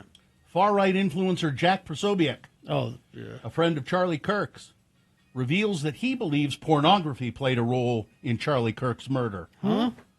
During his Monday Real America's Voice program, Posobiec spoke to activist Terry Schilling about his theory. Quote, unfortunately, we've been seeing this sliding scale where they start with, I don't want to say like, normal pornography, quote unquote, but I'm just going to say that it starts with, it starts with lower level stuff, and then it becomes more and more extreme as you go, Posobiec said. And then I'm just going to say it. It seems to me that online pornography played a role in the extreme radicalization of Tyler Robinson before he went up on that roof and shot Charlie Kirk. How in the God's name would he possibly know this? That's what we're up against, folks, Posobiec said. Porn is impacting every single aspect of our society. This is what we're fighting against, and this played a role. This tells me that Jack has a pornography problem. Yeah, I'm just going to say it. This played a role in the murder of our friend Charlie Kirk. Because whenever they do this, it's projecting. Yeah. What? Let's see. Here's what I was talking about, Gina. It's a freeze warning. The Weather Service, National Weather Service, has issued a freeze warning for northern Utah, the northern end of the Wasatch Front, and northern Utah. For last night? Where temperatures were forecast to dip below the freezing point Monday night and into Tuesday morning. So it's supposed to be last night, but I think it's going to happen again. It's just saying it's a good time to be thinking about weatherizing all your stuff. You know, it's because it's gonna happen sooner or later. Well, you know, these are like-minded people in this story. In July 2024, renowned hunting guide Wade Lemon pleaded guilty to a federal misdemeanor and an infraction for illegal canned hunts in 2020 and 2021. He had cornered mountain lions and tricked his hunting clients into thinking that the quarry was discovered just as they arrived on the scene. The then 63-year-old was sentenced to 5 months in a federal facility, ordered to pay a $10,500 fine, and banned for 1 year from guiding hunts on federal land. Mr. Lemon was a highly successful and politically connected hunting guide based out of Holden in Millard County here in Utah. He helped wealthy clients make big dream hunts for big game in the state a reality. And, of course, one of his prime clients was Donald Trump Jr. Donald Trump Jr. Came here and hunted many times with this guy. Let's see. Here's an interesting story. Washington State resident Alyssa Curran was visiting her daughter, who goes to BYU. They stopped at the downtown Salt Lake City Starbucks on their way back to the airport. However, panic set in when Ms. Curran went to use the restroom and couldn't get out. It was stuck. It wasn't even like registering. The deadbolt must have gotten loose or something. I don't know. But no matter what we tried to do, it wasn't catching to open the deadbolt, Curran said. I was like, Callie, can you try to do the code? And that didn't work. And I was like, you need to go get somebody. You need to go ask them and tell them, see if they have a key. And they didn't have a key. A locksmith finally had to come and try to get her out. 45 minutes, and then finally the fire department came. They're yelling at me, stand away from the door, stand in the corner. Because you can see there was a video. There were a lot of sparks. It was really loud. They essentially blasted the door open. Do you guys remember when we were in New Orleans for boot camp? Mm-hmm. I was pregnant, and I went in the bathroom, and I used the bathroom, and then I could not get the door to open again, and I had to call out for help, and they had to go get a maintenance guy, and there was a empty space at the bottom of the door. He had to shimmy on the floor up underneath. And I'm pregnant, and if you think about the size of a stall, I had to back up over the toilet so this guy could come shimmy under and come in there with me to fix the door handle. Well, you know what this story tells me. These people. This was a woman whose daughter goes to BYU. Apparently, this is telling me that it was God's way of telling BYU people they shouldn't go to Starbucks. What? Because of, there's too much caffeine around there. He's not sharp. He's not okay. White nationalist influencer Nick Fuentes is saying that about Donald Trump. Fuentes infamously once dined with Donald Trump and Kanye West at Mar-a-Lago. He blasted the president last week as a weird guy who's not right in the head. Yeah? Look, something's wrong with that man, Fuentes told a viewer to his online streaming show Mediate. And I'm not saying that to be nasty, but he's a weird guy. He's a weird guy. United States. And some stuff that he does, he just repeats himself. So even Nick Fuentes, who's no peach, he says Donald Trump is not right. When nationalist influencer, that's the wrong story. Truth, essential. A 49-year-old man was arrested inside Hartfield-Jackson Atlanta International Airport. His family alerted police that he was having a mental challenge and had threatened to shoot the airport up. And indeed, he did seem to be casing it. Police found his family quickly texted a picture of him to the cops. And they found him at the airport, and indeed he was casing the place, and he had weapons in his car. Wow. And it looked like he was going to shoot the place up. Japan has elected its first female leader. First woman ever to be the emperor. Is that what they have? No, I guess. Prime Minister. Prime Minister, not the emperor. Her name is Sanae Takaichi. And she is a firebrand nationalist and a security hawk. And she's now the new Prime Minister of Japan.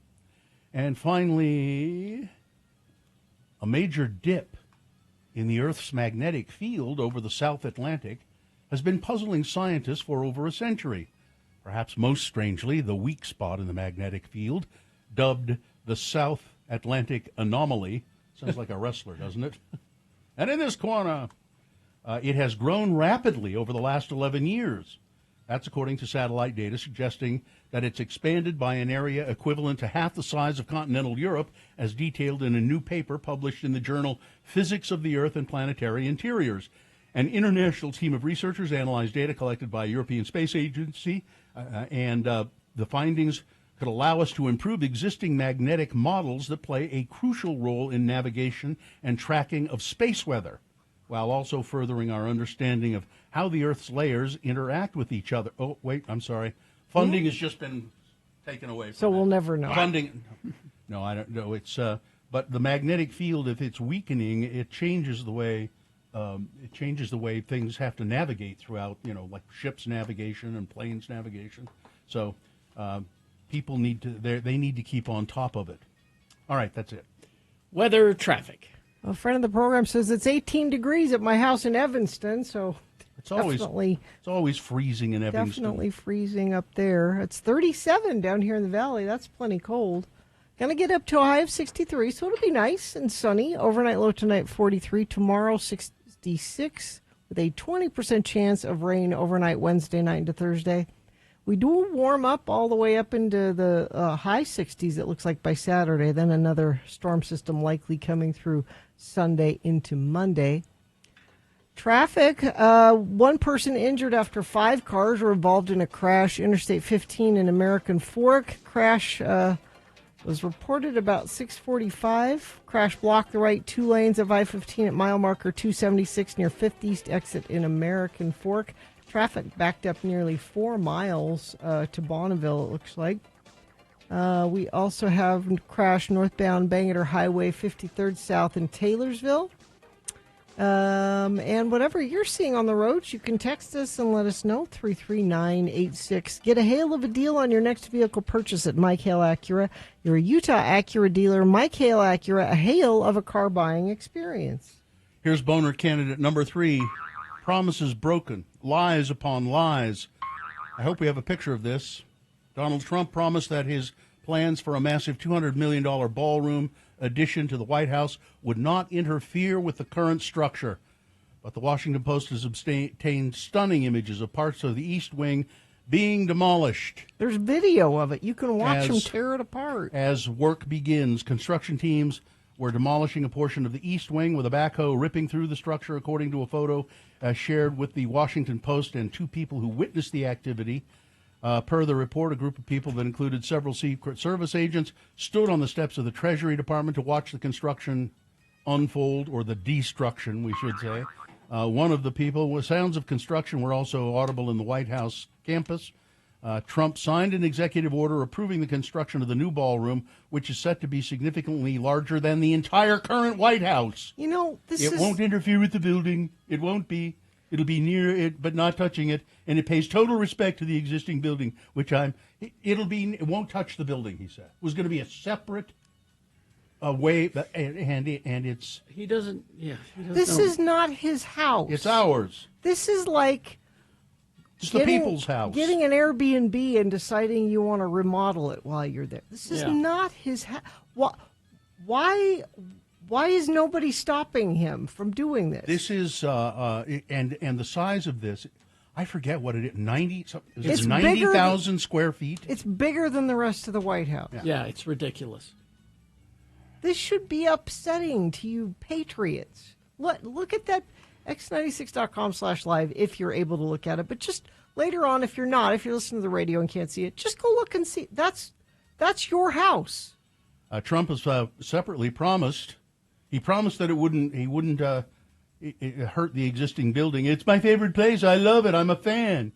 He's also promised that the ballroom would be financed entirely with private donor money at no cost to taxpayers. Ironically, one of the companies that has contributed to the project, a utility firm called Net Era Energy, recently saw one of its biggest projects, a massive solar farm in the Nevada desert, canceled by the Bureau of Land Management with no explanation. Maybe they ought to stop contributing to this project. This is offensive. Yes, it is. Boner candidate number 3, promises broken, lies upon lies. Texter says we name it the Jeffrey Epstein Memorial Ballroom. I mean, he paved over the Rose Garden already. All right, let's review the first 2 and vote. Boner candidate number 1, funny joke. During a Hispanic night hockey match between the Sharks and the Penguins, there was a message that went up on the scoreboard that said, San Jose Sharks fans love ice. Go get 'em, boys. By the way, fans who saw that at the game, they started booing immediately. Boner candidate number 2, packing heat while black. It's unlawful in Chicago, apparently. This is a pretty interesting case of a black man who was stopped by Chicago police. He had all of the proper paperwork. He did everything right, being a concealed carry permit holder, and he was still charged with a felony. And Boner candidate number 3, promises broken, lies upon lies. All right.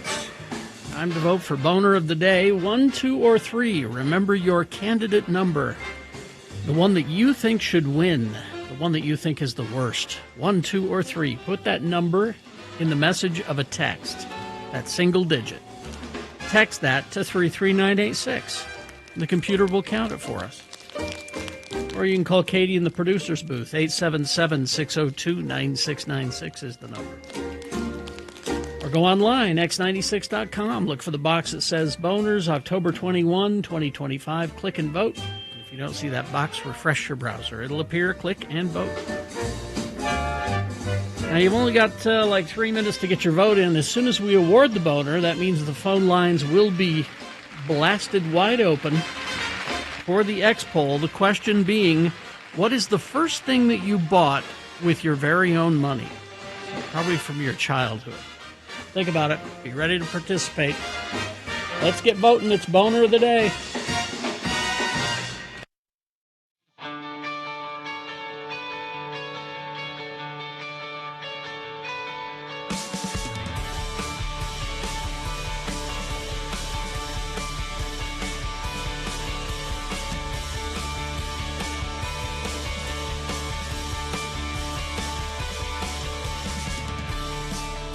So, Bill, you're an Ogdenite, a local that grew up in that area. Ogden boy through and through. So my goal in life is I mean, I love being on the radio. This is a great job. I'm a professional announcer, and I have my radio show, and this is great. But what I want to do more than anything is to even just for a few minutes, like a half hour, at the Burger Bar in Roy. I want them to let me go in there and do the number announcements on the PA. 15, number 15. See, I could do it. Yeah, I've done that sort of stuff before. 23, number 23. Your shake order is ready. Yeah, it's amazingly satisfying to do that. Is it? I don't know why. I would love it. And I'm serious. It's like you're the voice of God for all those fat people standing around waiting for where's my shake? I want my big band. No, the Burger Bar in Roy. It'd been there forever. Been going there my whole life. I just want to have a turn on the microphone there. I have a similar dream, an Ogden dream, a similar Ogden dream. I would like to, when I finally stop doing this, to just work at a convenience store in Ogden, like a maverick. You never worked at Car Quick? Never did. All those years ago when we had that amazing relationship with Car Quick and Stimson's? I did Car Quick's ads forever and ever. Car Quick, corn dogs. I forget there was some character I did. I can't remember exactly what it was. Well, let's get you behind the counter at a like a Maverick, and then I'll be the host of the numbers at the Burger Bar, and our dreams will be fulfilled. Oh, if you and one other thing about Ogden, if you go to at RFH Bill on Twitter, Gina posted this. I don't know where she got it, or she reposted Somebody it. found it for her. Yeah, it's a picture of me in the high school yearbook, and it's a page of people there, and it's the National Honor Society. We were all members of the National Honor Society, which for the life of me I don't remember what that was, but it was some accolade. I think it was just grade point average. Elite or something. smart people, Bill. But I was wearing perfectly round spectacles, glasses. You had those for quite a while, actually. I loved those damn glasses. Mm-hmm. I think loved we have those. in the interstitials, during the commercials. Occasionally, you'll. Oh yeah, We have a picture of you with those round glasses. I'm not sure if it's the same pair, but I know I the first ones I ever had I found at DI. Yes, and they were really good quality. And then I had my prescription put in them. I loved those glasses. Well, I've lived all my Ogden dreams, so I got nothing to add. How long did you live in Ogden? 4 or 5 years? The Roy. KJQ years, yeah. Yeah, That's all that time. That's Ogden as far as I'm Roy concerned. is Roy, okay, yeah. I mean, it was essentially Ogden. I've lived all my Ogden dreams. Yeah. So I'm good. Thank Managed you. to get it out of your system. All out. Yep. Number 7. See, I could do that at the burger bar. See, he's sitting in for Gina today. Right. And This Gina is- is the kind of person who would put this out into the universe hoping that somebody will make it Yeah, happen. I just want somebody knows somebody at the burger bar. One and day you you would pass have- that along to them, and it's going down.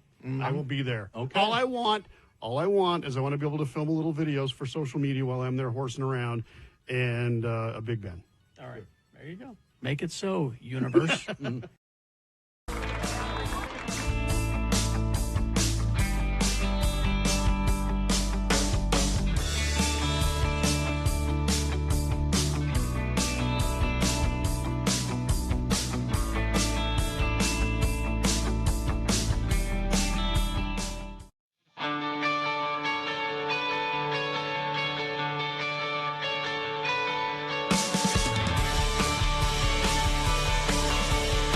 $7:49. Let's award the boner. And the boner is brought to you in part by Hot Pot. And Black Velvet Boutique offering fun, sexy gifts, adult toys, lingerie, and expert advice. Black Velvet Boutique open 7 days a week, 595 South State Street in Clearfield. Well, it was a clear-cut win. Yeah. 225 votes. Smashing the other two candidates. Boner candidate number 3, promises broken, lies upon lies. There you go. That's your boner of the day for today, October 21, 2025. Now qualified to be boner of the week. Is this X-Poll sponsored? It should be. Well, it's time then to go to the phones.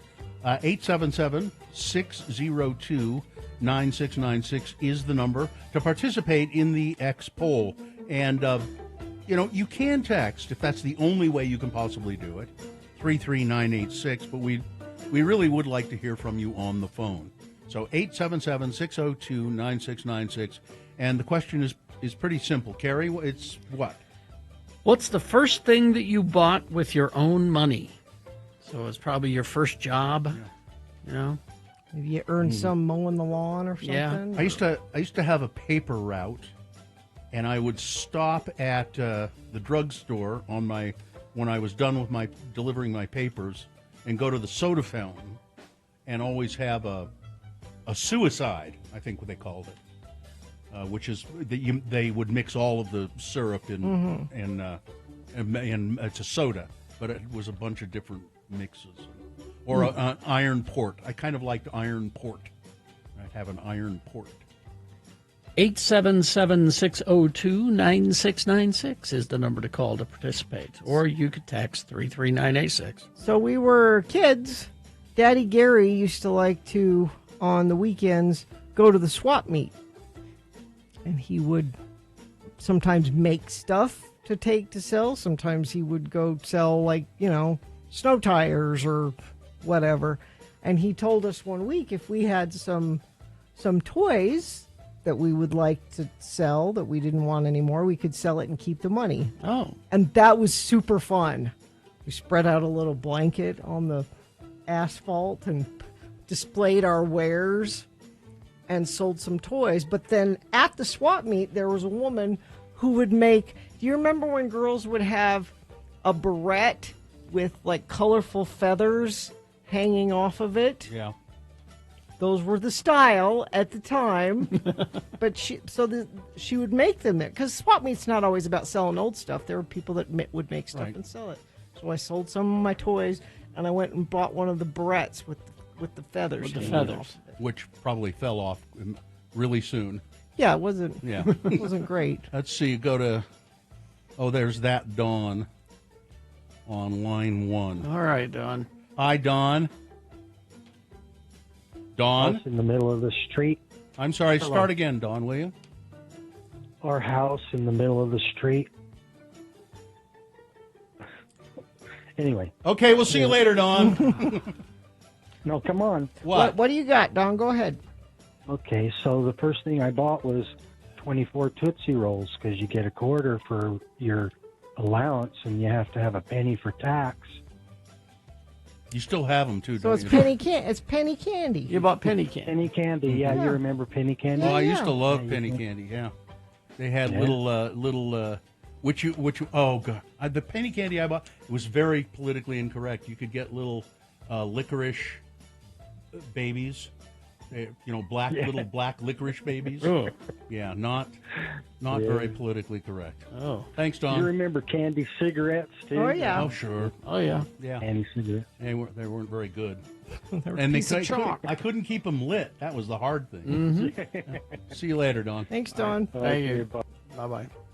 Let's go to John. John is here. Hi, John. What's the first thing you bought with your money?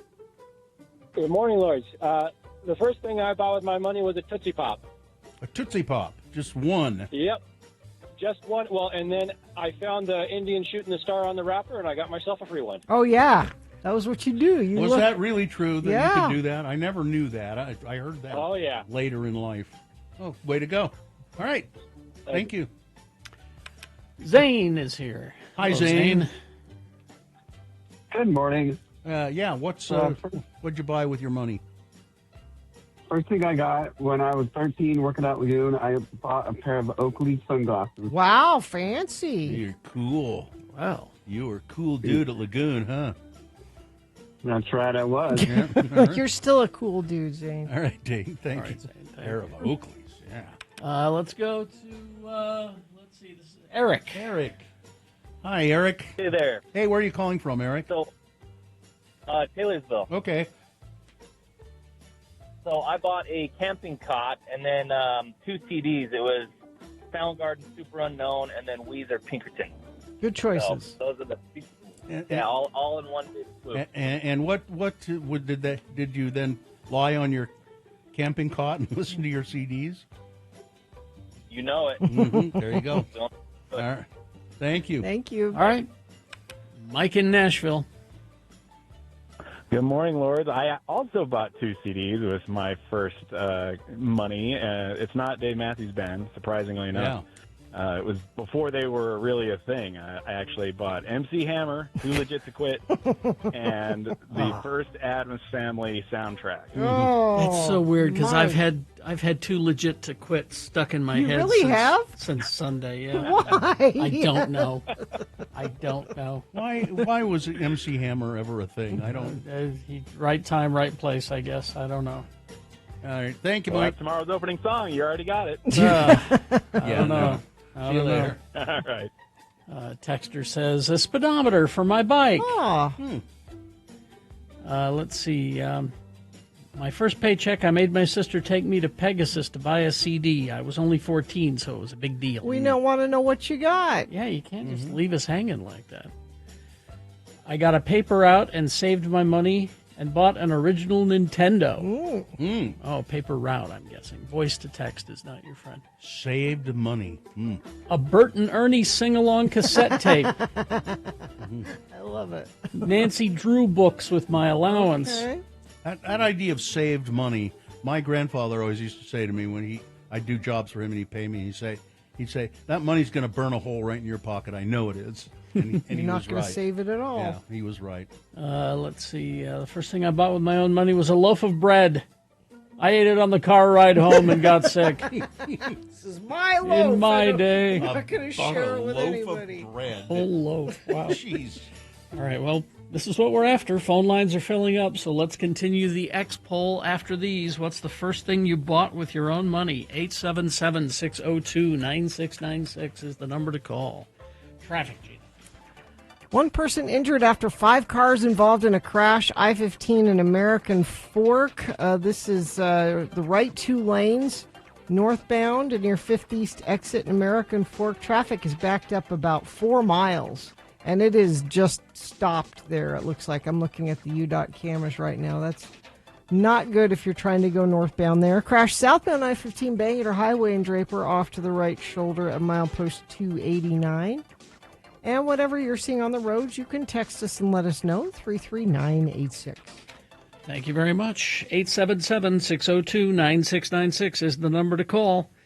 Tell us, what's the first thing you bought with your own money after these messages? Oh, it's the Evil Dead musical, which is tomorrow night. Tomorrow night, yeah, Evil Dead in concert. Kingsbury Hall. Yeah, tomorrow night at Kingsbury Hall. Live at the Eccles presents Evil Dead in concert. But again, it's Kingsbury Hall where the show is. Tomorrow night, there are still tickets available. What is it? Well, it's a live-to-film experience. It's a concert experience. They take this thrilling, scary movie. They've got it restored and remastered, and they've got live music. It will be screened with a newly restored format and brought to life on stage with a live ensemble performing the entire revamped original musical score, which was done by composer Joe LaDuca originally. He began his film career by composing horror scores. He later went on to win Emmys for his movie scores. So it's live at the Eccles. It's live at theeccles.com for tickets to Evil Dead in concert tomorrow night. Did you know? I will read it to you. It looks to be typewritten. Yes. Wow. Typewritten, actual letter dated the 9th of October. Nice. Mm-hmm. You're a lucky girl. Don't you wish you got more letters? Oh, you bet. Actual letters? I sure do. The only thing that could make that Email better. doesn't sound like this. The only thing that could make that better is if that had been handwritten. That's true. Oh, that would have been really special. Gina, I would ask you to think about a time before cell phones, blogs, Facebooks, and Twittering. Back a time when people actually wrote letters. A simpler time. Yeah. We raised our kids in the physical world. Yeah. We threw our money away on frivolously silly things. We pursued tangible hobbies, or at least had fun playing. We traveled where we wanted to, when we wanted to. The world was ours for the taking. We had meaningful conversations with people who were important to us, either face-to-face or on the telephone. Is this from your first boyfriend? No. Those people, if they judged us at all, were polite enough to do so in a way that led to improvement. Okay. What has changed? Nothing, of course, but the perception is now that we have to record or display every aspect of our lives and activities and do it as quickly as possible. Twitter. Does it really matter if you learn that someone took our kids to the park last Tuesday? No. Are a million meaningless opinions any better than a few well-considered ones? No. Must you change your life to fit into the false standard propagated by people you don't even know? No. Of course not. The most dangerous trap to fall into is trying to be someone you're not, for whatever reason. For the love of all things irrational, Gina, just be yourself. It's what makes life worth living. Stop twittering. Sincerely, Martin Noonzert. P.S. Your bio on the X96 website is not up to date. As I like to say, any clod can have the facts, but having an opinion is an art. I guess I need to update my bio. You know, you should scan that letter and put it on our website. Yeah. I should blog and Twitter about this letter. Tweet. A blog and Twitter. Tweet. I'm sorry. Mm-hmm. If you use Twitter, you tweet. You tweet. Why can't I Twitter it? That's something that you should do in the privacy of your own bedroom. Okay. It's true. when your husband's out of town. So more letters. I want more actual letters sent through the mail. Well, give your address. 515 South 7th East, Suite 1C, Salt Lake City, Utah, 84102. If they're handwritten, it's even better. Or even better, if they're words cut out of magazines and pasted onto it. That's great. Let me just say this to people writing letters to Gina. You may write them. You won't get them. She will. No. You're not going to take the time to return them. No. Yeah, email's a lot easier to answer. And Yeah. But go ahead, send her letters. Try not to use words like nonplussed. I know nonplussed. Now you.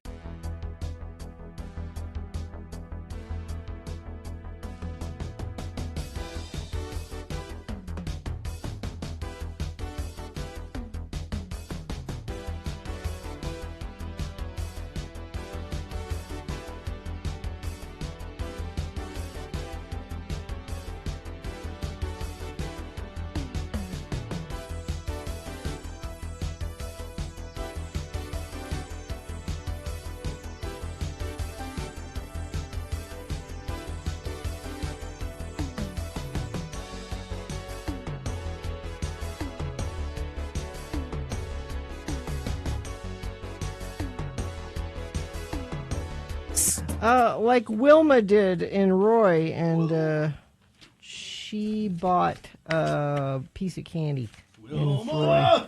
In Roy? Mm-hmm. Okay. All right.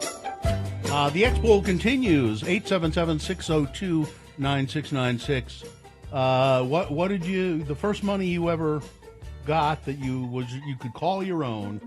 What did you buy with that? Mm-hmm. Let's go to Chris in Kansas. Chris, are you there? Good. Yes, I am. Good morning, Lord. Hi, Chris. First thing we bought, my brother and I, in order to get the Nintendo, we had to save our own money, chores and not. And the deal was, if we saved the $100, my mother would pay the sales tax, which she did. And then my father decided that we could not have the Nintendo until he conquered Super Mario Brothers. So that took us another 2 months to happen. Well, there you go. Arbitrary. Thank you, Chris. At least you got it, I suppose. Yeah. Thanks, guys. Have a great day. Thank you. Let's go to Jeremy. Hi, Jeremy. Where are you calling from? Good morning, Lord. I'm calling from North Salt Lake. Okay. What'd you buy? Well, I know this is going to sound like an old man walked to school uphill both ways kind of story, but I actually earned $2 a day on my family farm to buy a drum set. $2 a day How on family? long did it take you to save? That's a lot of money to save for $2 a day. How long? The drum set was $200, so it was $100. What kind of farm work did you do for that drum set? I shoveled corn, rolled corn for cattle feed. Silage. Yeah.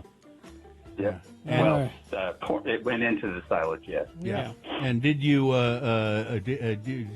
become a proficient drummer? That's I guess a matter of opinion, but I feel like I've progressed fairly well. But I've been in a couple of bands. Oh, okay. over the years. So you did stick with it then. You still Okay. play. All right. Yeah. Yeah, cool. Nice. I would like to. I'm a little too old and too busy, but you fit it in where you can. Do you still shovel corn? No, I've given up on that. The back and shoulders, knee problems, neck problems that you get working on a farm. Or drumming. Put the kibosh on that. Yeah. All right. All right. Thanks, Jeremy. Thanks. Let's go to Kara. Hi, Kara. Where are you right now? Hi, friends. I'm good. I'm in Sandy. Okay. What do you buy with the first money you ever earned? So I have my own and my son's, because my son's is hilarious. I saved up my allowance when I was 12 to buy a Cabbage Patch doll at the grand opening of West Valley Smith. Oh, that was a big deal. Wow. Yeah, we stood outside in line, my mom and I, for hours. Mm-hmm. Now, you say your son has it, too. You want to put him on? So he's not with me. Oh, okay. He saved up his allowance at 10 years old and bought a fresh tray of seafood and a bottle of soap. Mouth freshener. A tray of it. seafood. I love it. And a bottle of soap. Scope. Scope. And he asked me how to cook it. Yeah, I taught him how to cook it at 10 years old. Now- I was impressed. Now, it says here soap, and that's what I thought you said. Scope. But it's Scope. scope. Okay. Oh, mouth freshener. Yeah. You know, after seafood. After you gotta seafood, freshen I guess. okay, there was his logic. That is a cool kid. I don't know anything else about him. That is a cool kid. Does he still like seafood? He loves seafood. there My you daughter bought a bag of candy. Yeah, there you go. All right, thank you. All right, thanks. Thank you. Have a good day. Let's go to Amy. Hello, Amy. Hi, hello. Hi, Amy. What did you buy with your money? So when I was, babysitting money, right? So pretty early. Yeah. I finally got enough money, and my friend and I got on our bikes, and we rode down to where the Harmons in Mid-Bell is, and there used to be a Peter Piper Pizza. I don't know if anybody remembers that. Yeah. And we would buy an entire large pizza, a big pitcher of root beer, and get quarters and play Spy Hunter. Oh. And we felt so That's a good day. grown up, and it was a good day. Yeah. Bike back home. And then my first job, where I felt like I had lots and lots of money, more like the paycheck, I bought my family Christmas that year. Oh, That nice. was wonderful. Very nice. Thank you. Thank you, Amy. Thank you. Hey, thank you. Yeah, I remember using my own money to buy hamburgers and stuff at Bud's Frost Stop. It made me feel really adult. Let's go to, is it Lowe? Leo. Hi, Leo. It's LOE here. Yeah, it's our dyslexic. So what did you buy with your first money, Leo? So until I was 18, my parents made me save pretty much any significant amount of money in a savings account for college or admission. And then when I turned 18, I got my first debit card, and I used it to buy a copy of Portal 2 on Steam. Okay. So the mission went out the window. Is that what you're telling us? Yeah, for unrelated reasons, it went out the window a couple of years before that. I see. All right. Thank you. I think you've told us quite enough. Yes. Thanks, Leo. Thanks, Leo. Jennifer is here. Hello, Jennifer. Jennifer, where are you calling from, Jennifer? Ogden. Okay, and what did you buy with the first money you ever earned? Okay, so I was 15 and I worked at 31 Flavors. Mm-hmm. And this is a really girly answer, but I bought makeup and clothes at Mervyn's. At Mervyn's. How lovely. Got yourself all dolled up? Yeah. It was the late 80s, so, you got the Reeboks going, Mm-hmm. the jeans with the zippers. Yeah. So. Yeah. I bet you were hot stuff, weren't you? I was. Yeah. All right. Thanks, Jennifer. Thank you. Bye, guys. Hello, I'm Robert Reed, and I want to tell you about a store opening up in your area soon called Mervyn's. Mervyn's sells clothes. I don't remember those. Fine quality clothes for the entire family. I don't remember that. Oh, yeah. Hey, hi, Scott. How are you? Good. What did you buy with your first money that you earned? I bought two things. I bought a Mad magazine, Yes. and I bought an Estes model rocket Yes. with the cargo chamber you could put a grasshopper in. Oh, yeah. Yeah, And launch it absolutely. into space. Carrie, yeah. this would be yours, I thought. Launch it into space. Yeah. And it lived. Well, see, my rocket was the space shuttle. Oh. So when the rocket fired and the parachute would come out, it would jostle the space shuttle loose off of the main rocket, and then the shuttle would glide down. Did it work? It fell. It mostly fell. But you put the grasshopper in the shuttle. Yeah. My only experience with model rocket, we shot it off. This was just a few years ago. I was with my kids. We went to a park. We shot this rocket off, and it was supposed to parachute come out, and it was supposed to float back to Earth. It just disappeared. It went so high, we never found it. So the I guess the chute didn't deploy. The chute deploy feature didn't work. Yeah, and the rocket just kept going. Yeah, and it landed some person's yard somewhere. Probably. All right. Thank you. Thanks, Scott. Let's see. Let's see. I used to do odd jobs in the neighborhood when I was 8. Probably bought candy or soda. Mm-hmm. Brought an Xbox 360 with Halo 3. Saved up for 2 summers mowing lawns for it. Wow. Wow. Well, you people who saved your money, I never saved money. I get it and spend it. I babysat and bought roller skates. First thing I remember buying with my own money was the Zebra Head Playmate of the Year CD. First notable purchase was one of those fancy watches with the calculator on it. You Whoa. remember those? Carrie, we have to go to line 1. May is here. Hi, May. Where are you calling from? Sugar House. Okay. What did you buy with your first money? My mom took me down to the tape store in Bountiful, and I got the Monkees' greatest hits on tape. Oh, on a cassette? Well, Oh, yeah. We got it right over here on vinyl. Still one of the greatest albums. it is. Sure. It is. It's very good. You don't still have that cassette, do you? I wish. Where would I play it if I had it? Yeah, that's Well, true. you'd have to buy a cassette. Those are hard to find. Yeah. No, not really. Go to a pawn shop. I bet they got them. I bet if you look online, you could find one instantly. All Thank right. you, May. Thanks. Let's see. A lot of people texting in. Let's take this to our social medias. Yeah. So you can answer there. Now, real quickly here, I'll give you my answer. Okay. I was probably 9. I had my paper route money. Mhm. And I saw an advertisement for a record on TV. Okay. And it was all the greatest hits of that year. Okay. And I thought, that's a great bargain. Because Sure. these are all the hits of that year, right? Right. From K-Tel Records. I was going to say, was it a K-Tel? Yes. Yeah. And so I sent for it, and I got it, and the songs were like imitations of the hits. Yeah. They were And that was, when you had to listen very closely.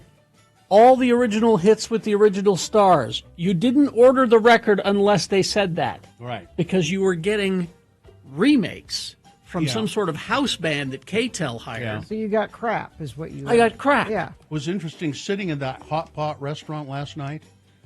All popular songs of the day, but not sung by the original artists. Yeah. Yeah. It's cheaper that way, I guess. I guess don't that's know. why they do it. Anyway, traffic, Gina, please. Still lots of slowdowns due to that accident. 5 cars involved in an accident, I-15 American Fork going northbound. Now there are 2 accidents in that area, so things are not getting better, but worse, I'm afraid to report. Let's see, crash northbound I-15, 8th North in Orem. Crash southbound I-15. This is in Box Elder County, up to Willard. 2nd south there. That's where that accident is. Southbound I-15 Layton Parkway in Davis County. Crash southbound I-15 Bangor Highway in Draper. And whatever you're seeing on the roads, as always, you can text us and keep us up to date with what you're seeing. 33986 is where you do that. Haster Games for board games. Magic the Gathering, Pokemon, miniatures, dice paints, and more. Haster Games, 6831 South State, or HasterGames.com.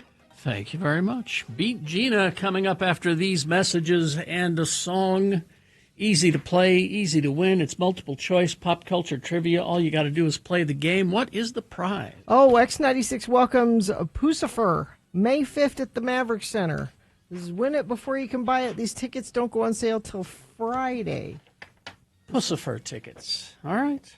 We have paranormal trivia. That's fitting. It's keeping with Halloween and Pucifer, and the movie Paranormal Activity was released on this day back a few hundred years ago. 877-602-9696 to get those tickets for Pucifer. 877-602-9696. Salt Lake Film Society. Oh, man, this is a good week. I mean, it's always a good week at Salt Lake Film Society. Tower of Terror, always great this time of year. They got classic horror films. I say don't choose this week. Go see them both. You've got The Exorcist, the director's cut, and the OG Halloween. The very first Halloween. Both classics need to be seen in the theater. They're playing Friday and Saturday. By the way, this is Broadway Center Cinemas in downtown Salt Lake. It's Salt Lake Film Society at the Broadway. Also, Guillermo del Toro's take on Frankenstein.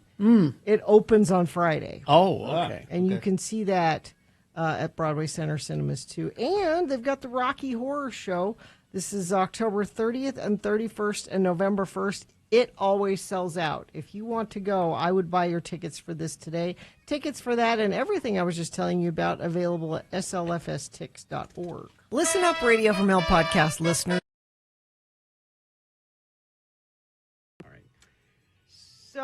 So the tyranny of soccer. Yes. Is that... I don't know why you parents put up with Well, because my son wants to play soccer. That's what I mean. Form a different league. Or you could do something else. He does other things. Lots of other things. Why don't you tell him to take up whittling? So his team practices in Riverton. So anytime there's soccer practice, I have to go to Riverton. And soccer practice is an hour and a half long. So it doesn't make sense to come home after you've driven all the way out to Riverton. So I have to find things to do while he's at practice. So I usually have a stack of errands that I'll run these errands, and I will find a place that I don't normally go to do these errands in Riverton. All right. How do you find a place in Riverton? You Yelp, this kind of store near me. Okay. And I'm not going to say what kind of store this was. It's a store I needed to do some business in. Is it embarrassing? Is that why you won't tell I us? just don't want to identify the store. Okay. In front of the store is a big placard. All right. With a picture of the old Utah flag. Yes. The blue one with the seal in the middle of it. Mhm. And it says, please save our old flag. Here's a QR code you can scan to sign our petition to save the flag. I ought to walk past that into the store. Yeah. I go into the store, and I had my Navy hat on. Okay. You're free, like your son said. My son, who is in the Navy. You're a Navy mom. And that sort of signals things to people. Yeah. Assumptions are made. Yes, that's a perfect Did way they to put leap on you? And someone behind the counter said, "Who's in the Navy?" And I said, "My son." He said, "Oh, me too. I was in the Navy too." Yes, yes. And so we had a little Navy back, which is great. I Navy love it. talk. I Okay. love it when people do that. All right. But he made assumptions. Yes. And he said, "Oh, have you signed our petition yet?" I said, "What, what petition?" He said, "Oh, it's horrible news. We have a new flag in the state of Utah that people didn't get a chance to vote on." That's not true. Yeah. They had an opportunity to have another petition before, and they didn't get enough signatures, and so you've got to sign our petition. Now, I'm there to do business that I need to do. Yes. And he brings the petition over in a pen. You gotta. Yeah. I felt like I had to sign it Why? because I felt like I had to sign it. Why? I would have just said, no, I don't want to sign it. I like the new flag. I did not. There were other people there. Were they going who to pounce on you? It was uncomfortable. They were all turning. I felt like there was a reverse, liberal Karen viral video thing that could have happened from this if I decided to engage with them and I kind of like the new flag, and so I wrote a fake name on the petition. Oh, well, at least you did that. I wouldn't have signed, and I don't think I maybe would have made a big deal out of it. Or you could have said, "Oh, I already signed that. I don't want to sign it." Or I don't want to sign it. No, because he said, "Have you heard about our petition?" And I had already said no. So I see. I couldn't. Yourself up there. But it was an uncomfortable situation. There were about 4 people in the store who were all turning and looking at me going, "You're going to sign it, right?" Again, well, what were you afraid would happen? That they would beat you up? No, it was... That they would say... when you feel the energy of a place and you're like, I think the best course of action here is to just... Go along to get along? to get along. And then as I'm leaving, he said, we don't make much money here. Can you put a tip in the tip jar? And he holds it. Really? Now that, okay. No, that's now you. I would say, give me back that petition and cross your name off. Really? The whole thing was so weird and uncomfortable. But it wasn't just the people working there. It was the other patrons in the business that were all invested in and the government is the flag and the thing and and I can't believe they took our flag away and it's a woke flag that we now have a woke Utah flag. How is it woke? I don't That's know. That's what I they sent say. Dan McKay when he texted me. Yeah. And I've tried to reach out to him again to get his flag people. Now Dan McKay is a conservative Utah County Republican, but he's the one who brought forth the new flag and really liked it. And I said, Dan, people don't like it because they think it's woke. The woke. It's the anti-woke mob. And I said, Dan, you're anything but woke. Yeah. I know, he said. Somebody said those flag loonies rented a booth at Box Elder County Fair. They were incredibly aggressive. Yeah, maybe I'm not conveying that enough. This wasn't like a casual, you want to sign our petition? It was like, you're going to sign our petition, right? Well, the one lesson I think you should take from this is don't wear your Navy hat in public. No, I like wearing it. And I like talking to people about the Navy. And this goes back to me, taking back the flag. I don't like people making assumptions about my politics. You don't like it, but the assumptions they make if you're wearing the Navy hat is that you're not woke. Based on my Navy hat or my American flags that I like to... I'm sorry, they make assumptions. I'm trying to go against that. Just please tell me that the fake name you used was Jill Biden. Please. No. What was the fake name you used? I don't want to say. Yeah, well, they're going to go... They'll look it up and find you. I don't want to say. Yeah, see, It was Gina Lola Brigida, wasn't it? The asking for a tip thing, that's really tacky. Yes. That's very What kind of a place was it that you had to tip? I just don't You've feel already identified them as the store in Riverton that had the big I bet there sign are out front. many of those. Just be ready. Just practice Jill Biden's signature. Okay, yeah, it wasn't Jill Biden. That's a federal offense if you signed it as Jill Biden. Is it? I think so. Okay. Impersonating a I don't know. first lady. Put a rainbow flag pin on your Navy hat. Problem solved. Oh. There you go. That good. Somebody's got a good idea there. Texter's doing the thing.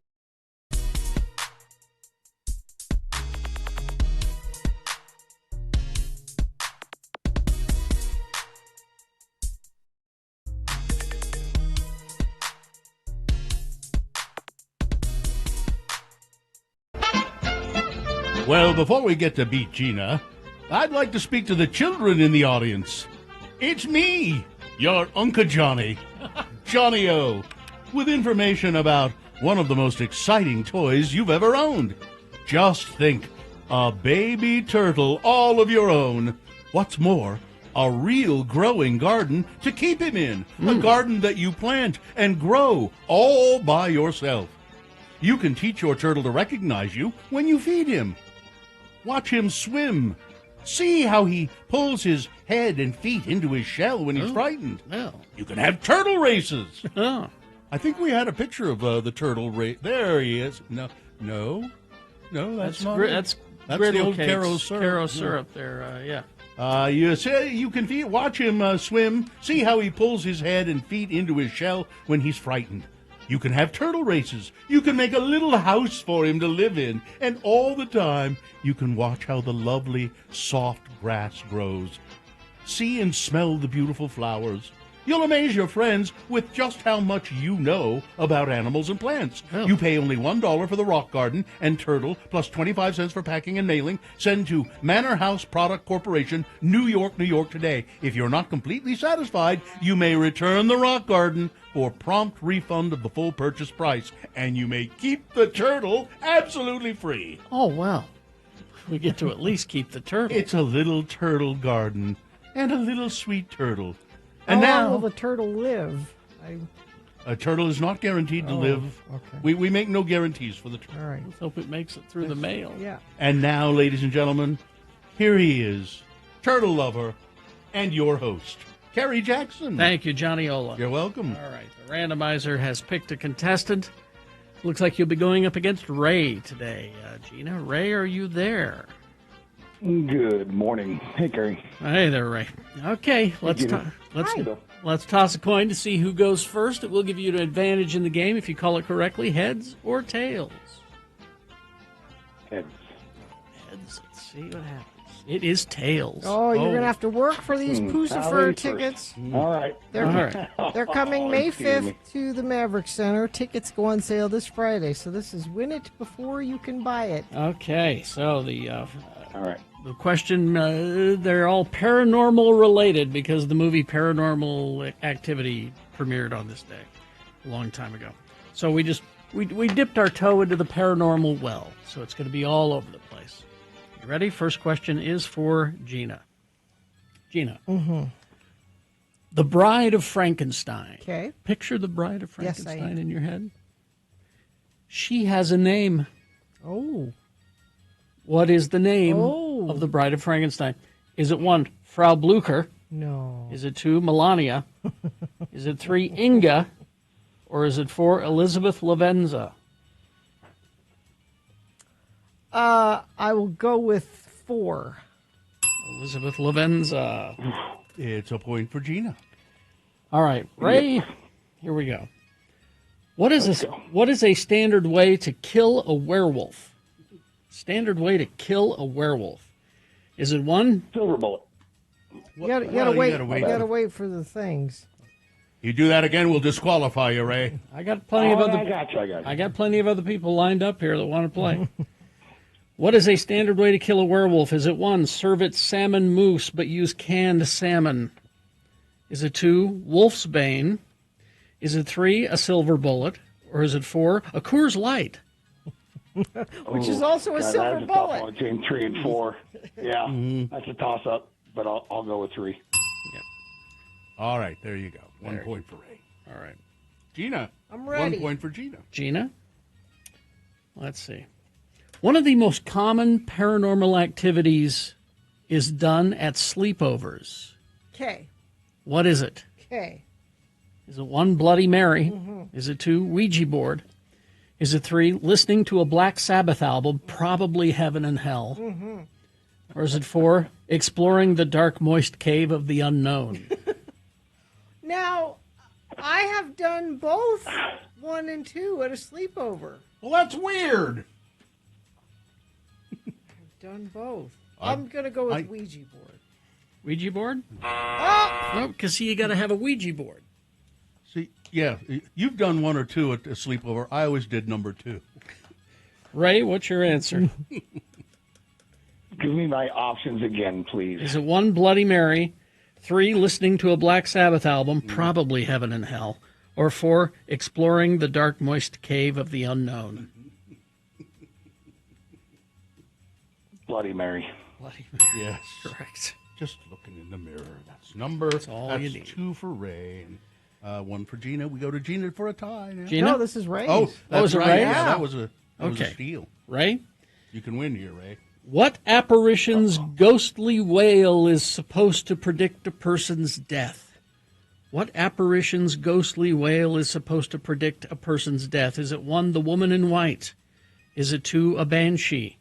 Is it 3, the Wicked Witch of the Warehouse, Sound Warehouse?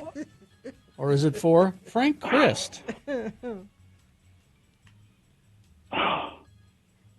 don't know. Oh, my God. Pick one. Skill. What? 1. The woman in white? Gina, tie it up so we can hang on to Ray The here. Banshee. Banshee is It's, correct. yeah, there you go.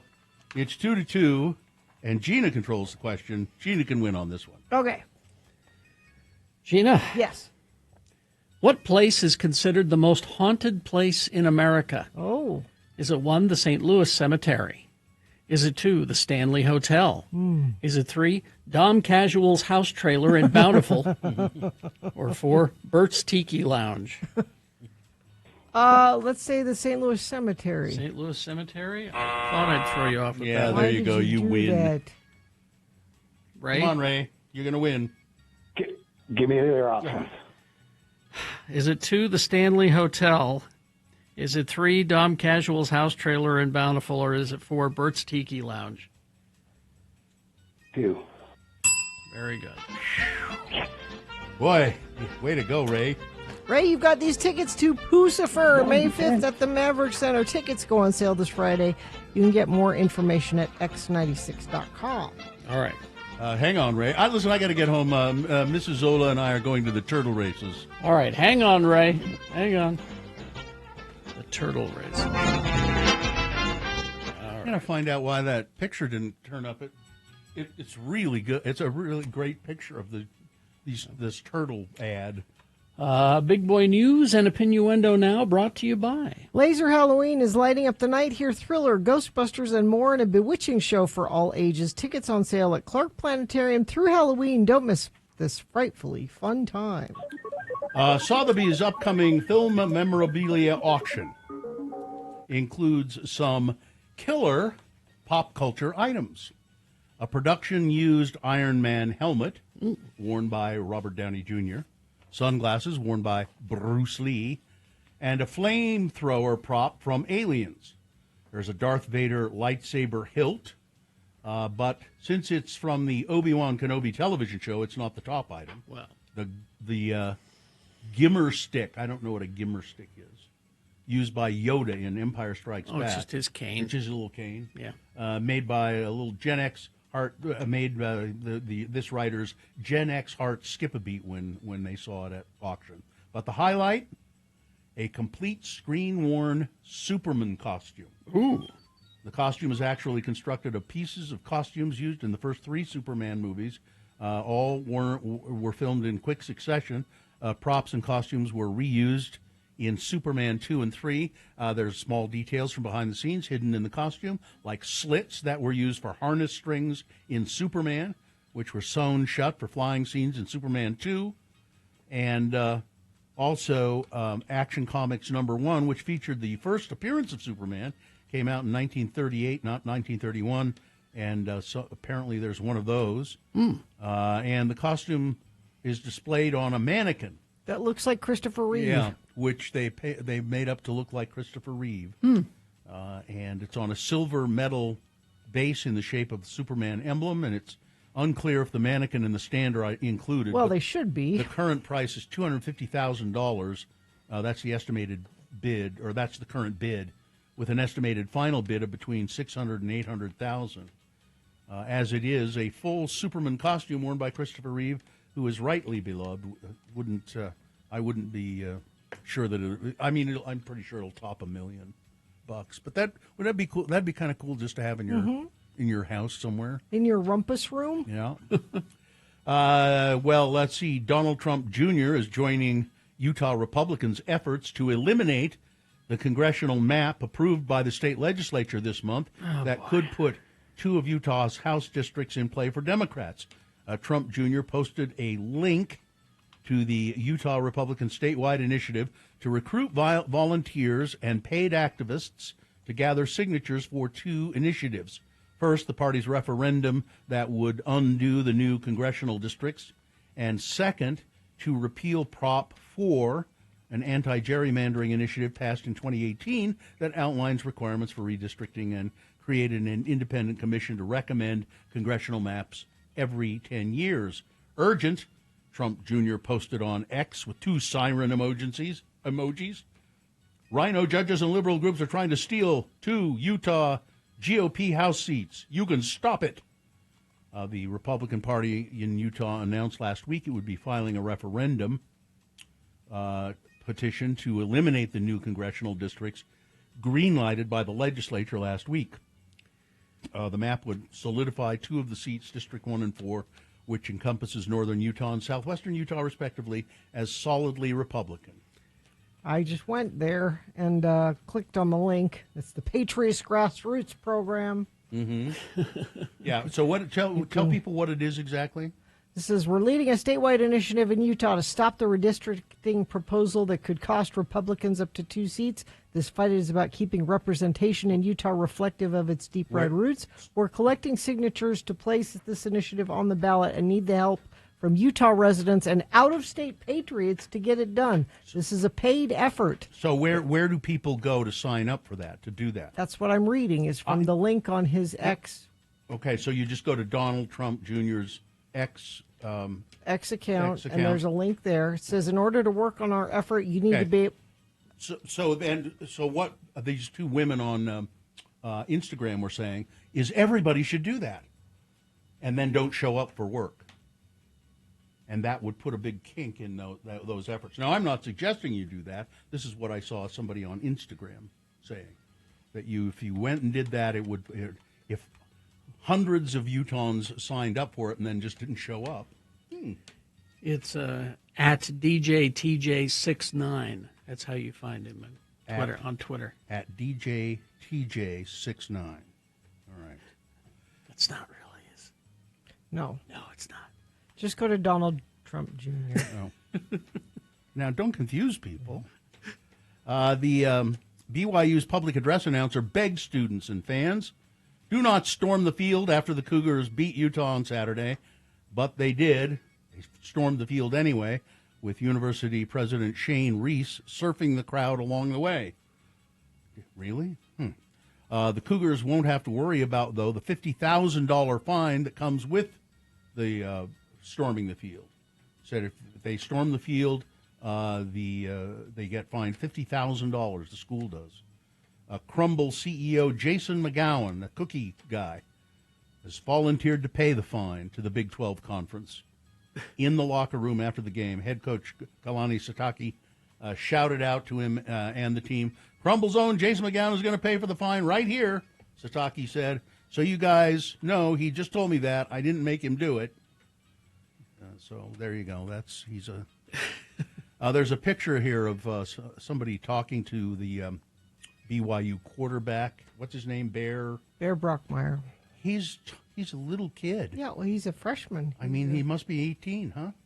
18, 19? He's tiny. He's really, I mean, I don't know how large he is, but he just is such a baby face. It's amazing. Sports weather traffic.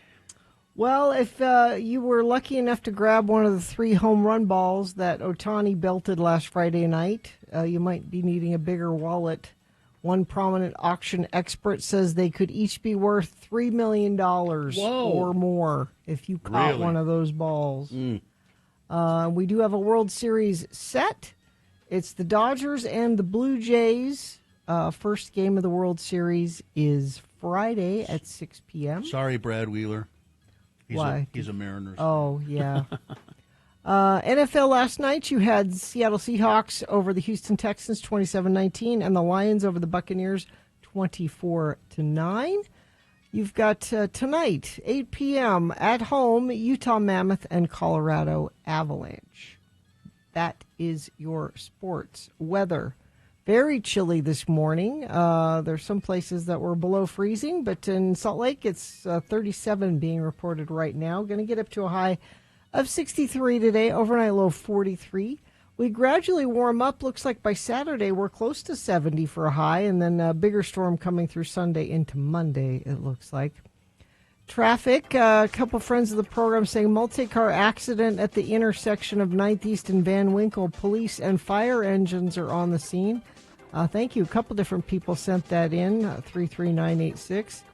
Also, Infinity member says, pink suitcase, mile marker 7, northbound Highway 40. Somebody's missing it. Ooh, somebody snagged that for me. Mm-hmm. Actually, lots of folks texting in about 9th East and Van Winkle. Lots of folks are dealing with that. Thank you for sending those in. If you see something like that, you can let us know, 33986. Friday, October 24th, the Masonic Temple Auditorium hosts an unforgettable night of music, food, and community with a Halloween costume rock concert performed by the Slick Rock Drifters, with all proceeds supporting free speech therapy for kids with the right care of Utah. Get your tickets now by heading to slickrockdrifters.com. That's slickrockdrifters.com. The Donut Critic will be here after these messages. Stand by. Listen to I have to go over to the stairwell here and tell Chainsaw Guy that we're ready for him. To come over? Yeah. Okay. Okay, All so right. I'll do that. So this is usually it's a best question of the week, but this week it's Chainsaw Guy is going to be answering questions from you, our listeners. So Katie has some emailed ones. Chainsaw Guy, are you there? Yeah, I'm here. I'm right here, ready to go. All right. Well, then let's start. Hey, wait, who's that? That's Katie. Oh, hi, Katie. Long time no see. I love Katie. You love haunted houses, don't you? Yeah, I do. Well, we've worked together, actually, Katie. I was the chainsaw guy at your haunted house when you worked over there at the Nightmare on 13. That's right. Yep, all right. Well, I got a couple questions for you, sir. Okay. So this one comes from Derek. It says, I know everyone is sick of hearing about COVID and the issues of mask wearing, but you being a person who wears a mask that I would assume would wear it always, what do you have to say to those people who believe this ridiculous idea that people cannot function normally with masks on? Well, I don't know about functioning normally, but I know that mask wearing is very important. And you can find out an example, and you can poke your eye out with something. Or, if you don't poke your eye out with something, you might take a bite. You gotta be careful. Or sit in class, you'll put this on, and then you hear on the map. You can wear we can have a chat. You can, but you gotta be careful. And let's be a little careful. And watch out for the build-up of mold. Oh. Build-up of... Mold. What? Mold. Okay. Behind the mask, you get some mold occasionally. Okay. All right. All right, I got another question then. Mm-hmm. So what sort of advice could you give a guy who spent all of his rent money on lottery tickets, and now that rent is coming up and all of his money is in Chevron, he has no idea what to do?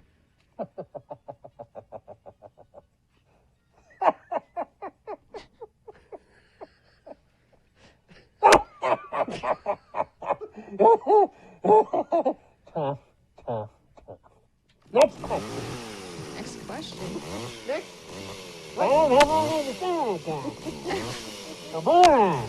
You don't have anything to say about that? No. That's it? You got to build up a mold. All right, final question, sir. Okay, I'm ready. Wait a minute. Do you have a favorite chili recipe? Do I ever? I'm telling you, what you do is you take a candle and you get your candle to them.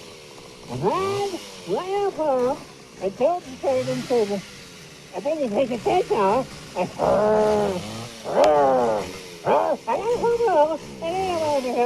and you take a my favorite recipe is the closum. And then you have, and then take a bag of freedom and empty them.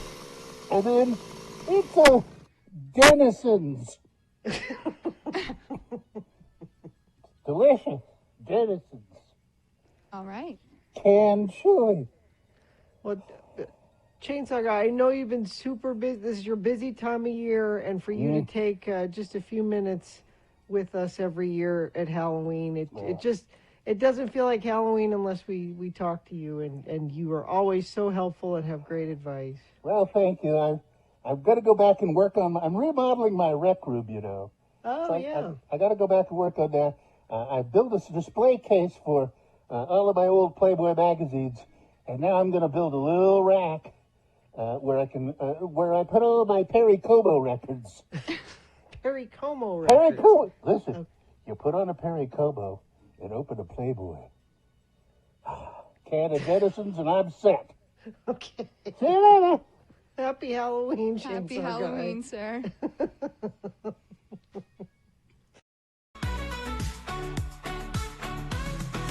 Feel the beat, it's in your soul. Rainbow lights, let's lose control. Move your body, break the mold. Hearts united, we are bold. Join the parade, dance along. Feel the pride where we belong. Shake the ground, raise your voice strong. Celebrate all night long. Join the parade, dance along. Feel the pride where we belong.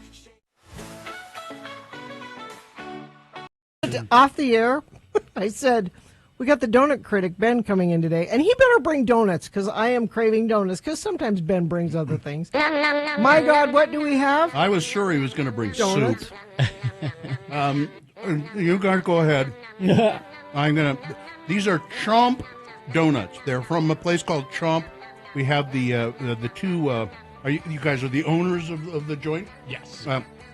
It's Rick and Jeff, and Chomp is located in Kimball Junction, up by Park City there, and I'm eating a fritter, a caramel apple fritter right now. Bill's always happy for a fritter. Oh, my God. No, these are Utah's latest and greatest. This is the newest shop that is going to be opening in Utah. So what I have is a lot of donuts. Yes. Let me get some for the camera here.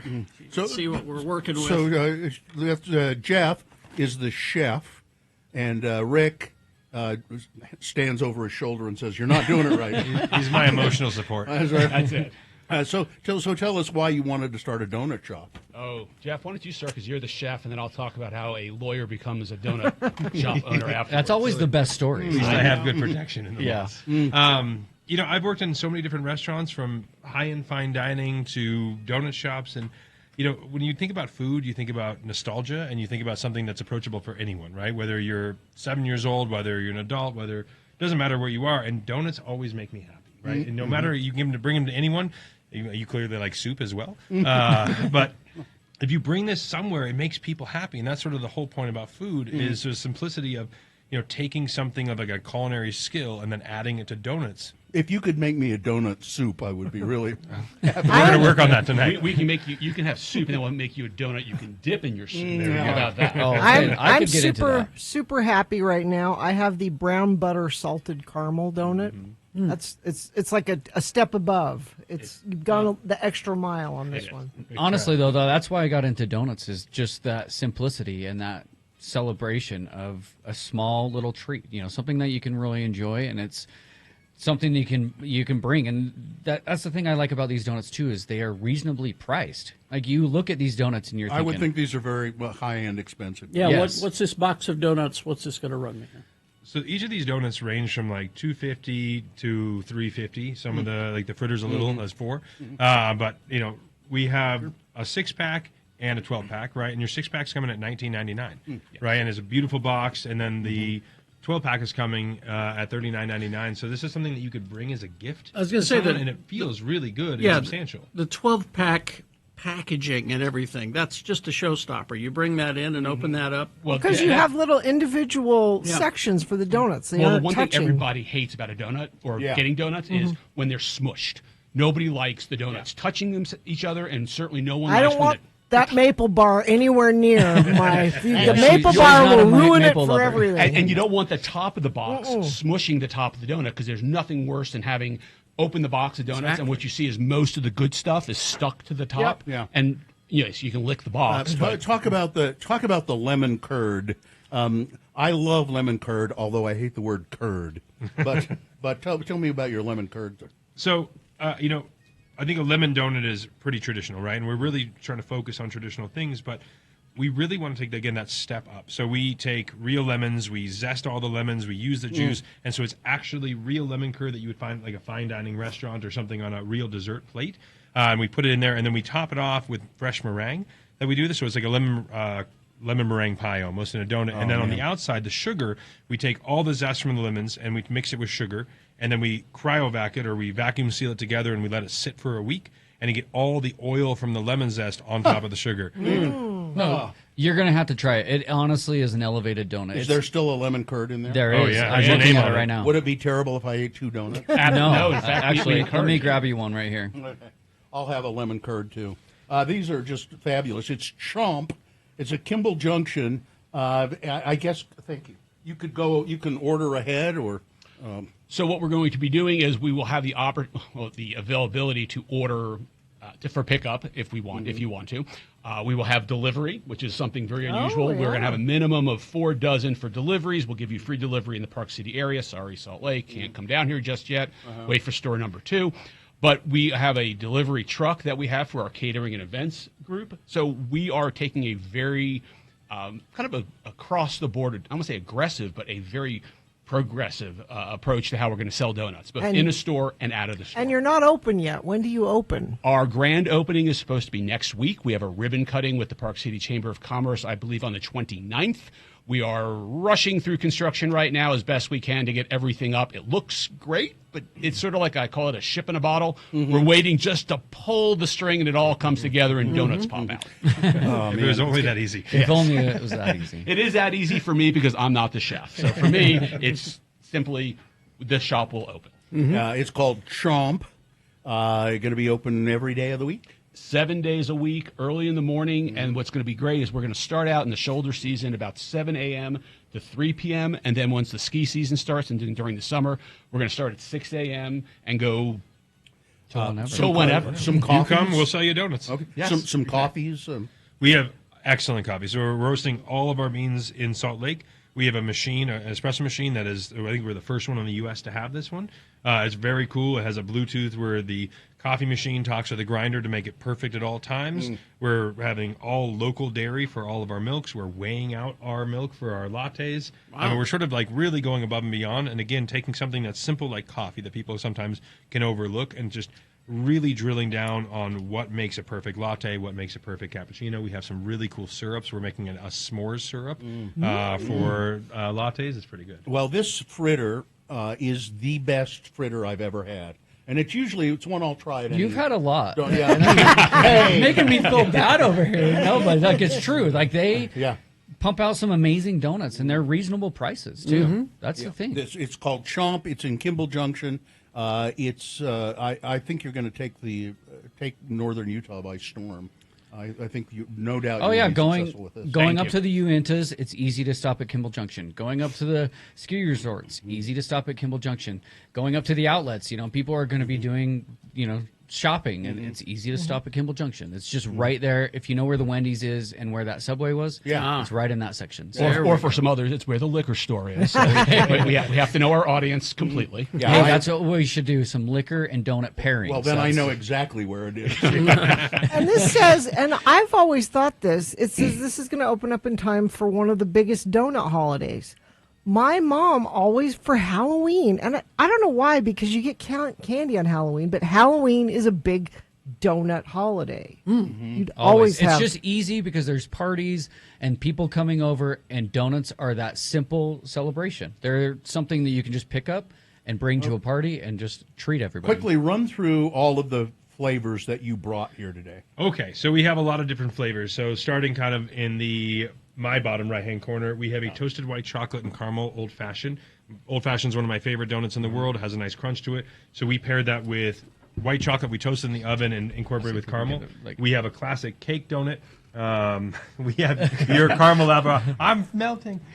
We have our caramel apple fritter. So we use real apples. We cut them. We have a very unique way of making our fritter. This one's our triple chocolate right here. So we have a Valrhona chocolate ganache. We make a chocolate sand with chocolate and caramel. We blend it together, dipped in chocolate, and then we use a ton of real vanilla beans. So if you actually look at the yeast raised donuts and some of the other Chocolate ones, Lover's Delight. you'll see these little flecks in them. That's actually all real vanilla beans. We have a classic Boston cream pie with a beautiful pastry cream that we do. This is a blueberry lemon donut tossed in lemon sugar. So it's a You cake need to donut try with that one, Michigan Gary. blueberries. We have our salted brown butter caramel donut. So it's a caramel that we make every day. We drizzle on top of the donut. We have our lemon meringue donut right there with our lemon curd and lemon sugar. We have everything from classic raised donuts, which is just, I think it's probably the most honest donut you can find, right? Like you can hide things behind chocolate and other things, but like our yeast raised donut is just really light and fluffy. We take a lot of time trying to develop that here. We have a lot of awesome donuts. We have some other ones coming too. Yeah.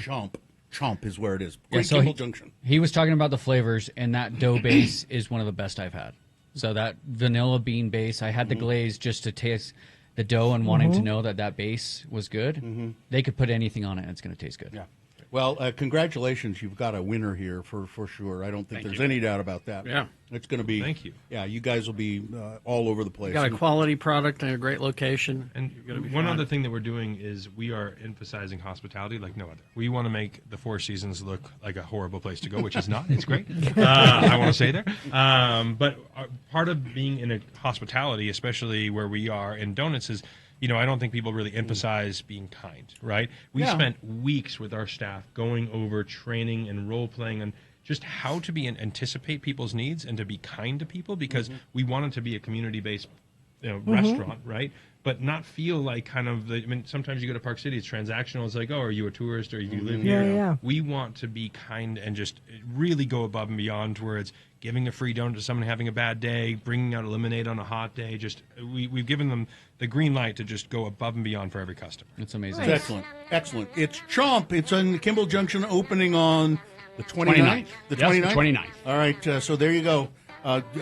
You want a great donut, this is the place to go. Chomp. Thanks, you guys. Thank you. Thank you. Thank you all. Thank you very much. All right. Gina, traffic, please. Let's see. As you head back up the canyon, guys, Parley Canyon has a slowdown a mile or so before the summit eastbound. That's what a friend of the program says. Thank you for sending that. In Geneva, backed up northbound from Center Street to 16th North. Don't know if it's an accident or just extra morning traffic.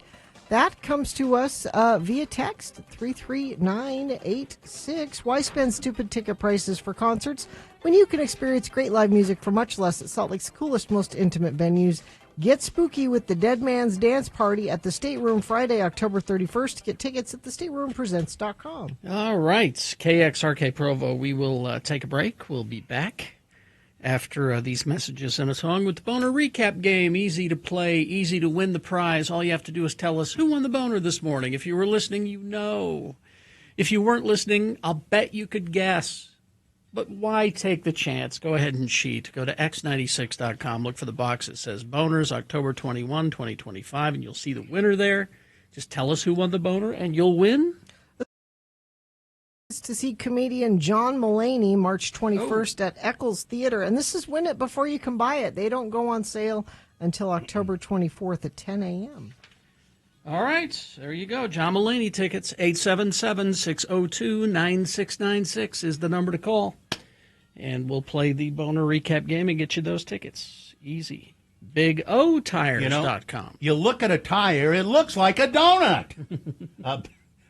Big O Tires. It It's does. the same shape as a donut. Big O Tires. We've been eating donuts right before this, but let's talk tires. Right now they're having a sale. Get $120 off select sets of winter snow tires. That's now through November 9th at your locally owned and operated Big O Tire store. Big O Tire is a great place because you can save a lot of time just by skipping lines and make sure that you're ready for the snow. Get it done right now. You can make an appointment and go to bigotires.com. I've just pulled up, though, before. I had a flat tire that needed fixing. They got me right in. I was in and out of there in 20 minutes. Big O Tires also does other great things. They do oil changes, all the winter accessories, wipers. I need to get some new wiper plates. Absolutely. Big O Tires. Find the store near you. Just go to their website. You can make an appointment there. It's bigotires.com, the team you trust. You can. So how strong was the odor? So I got out of my car here at the Broadway Media Tower this morning. Today. And there's not that many cars down there. No. Except Carrie's car is there. And I opened my door and I instantly smelled skunk. Now, I don't think there was a skunk in the parking garage. Is there a skunk in your car, Carrie? But I instantly thought, and I asked as I walked in the studio, I said, Carrie, did you hit a skunk on the way to work? And you said... I said, no, that answers my question. I didn't hit a skunk. You didn't hit him? No. What? What? Come in, Katie. I can't. You can't. Yeah, you're bad at pantomime. So you didn't hit a skunk. I did not hit a skunk. But here's the thing. Yes, Katie. Are you talking about on the freeway? It may be. We come in the Because same. it's on my car too. Really? What happened? I think somebody hit a skunk on the freeway Ran on our over? off ramp that you and I normally take, the Yes. 90 South off ramp. Yes. I think somebody hit a skunk on there because I think I ran over the dead carcass, and now the side of my car smells like skunk, and it covered the entire inside of my car. With You the smell. both See, ran over it or were near it. I didn't run over anything. See, what happened was I was taking that route. I smelled the skunk, And I'm like, oh, somebody must have hit a skunk, and that's what I'm smelling. Yeah. And then as I proceeded into town, it didn't go away. I thought, Yeah. well, it's just still circulating in my car. It was on And your then car. I get out, and I'm like, I can still smell it. It must be stuck in my nose, is what I'm That's thinking. literally, I've been dealing with my nose inside the studio. It's because of that. Because I still feel like I smell it. Exactly, me too. When I was at Bear Lake one time, driving, and a skunk ran right in front of my car, and I ran over it. I killed it, and my car just reeked of skunk. But it goes away pretty fast. Just you park it outside. Yeah, it should be parked outside now. Well, it's in the garage, but it went away pretty. I think it within a day it went away. But. It must have been Well, freshly no, hit. This says a skunk smell can last on a car for 2 to 3 weeks. Oh. Well, it didn't on mine. I wouldn't have been able to stand it. How do you clean skunk off a car? Here you go. This is for both of you. How do you clean skunk off a car? We're going to need this. Tomato juice, right? Nope. Oh. Distilled vinegar and water, equal parts. Okay. And dishwashing liquid. I have all of mixed those. together. All mixed together. Liberally spray the exterior of your car. Pay special attention to the undercarriage and the tires. That's where it. Great. Leave it on for 5 minutes, then rinse thoroughly. Repeat if necessary. What if I take it to one of these fancy car wash That's places? exactly my thought, too. I think that'll. And I'll tell them. Yeah. Skunk, what can you That'll do? do it. Help. Maybe they have something. That'll just run it through that. It'll do it. Yeah. I was going to bring that up this morning when I came in, and I totally spaced it. But even Vax was like pawing at his nose in the car, and I yeah. felt so bad because Well, it must have been super freshly hit. Probably. If it was, There was a cloud of it in the sticking air that and- well to yeah. your car and to mine. But I'm sure it didn't stay on my car all that long, and I ran over it. You ran yours over. Yeah. So. Yeah, see, I think I just passed through, or Isn't that interesting that it can be that you didn't hit it, just passing through a cloud of it would carry it all the way. and it may have been some of the, because when they get hit, they get squashed. And it spreads. And the sack spreads, and so the sack probably spread it all over the road. That's what I'm thinking, And I'm too. betting that's what happened. Now you guys are all concerned about your damn cars. Could we just have a moment, please, for the poor skunk? Hey, I think skunks are pretty cute. I would own one if I didn't have to deal with the smell. And Well, I know you you- can get it removed, you but can my have them husband, descented. my husband won't allow me to do that as I much don't- as I would love to. I 'cause don't they're, blame him. They're cute. They're really cute, I think. Cement Dave says, I've made first contact with both skunks and raccoons. The raccoon smell lingered longer than the skunk. But you know what the worst stink that I've ever experienced was? It was during the summer. It was when we lived in Draper.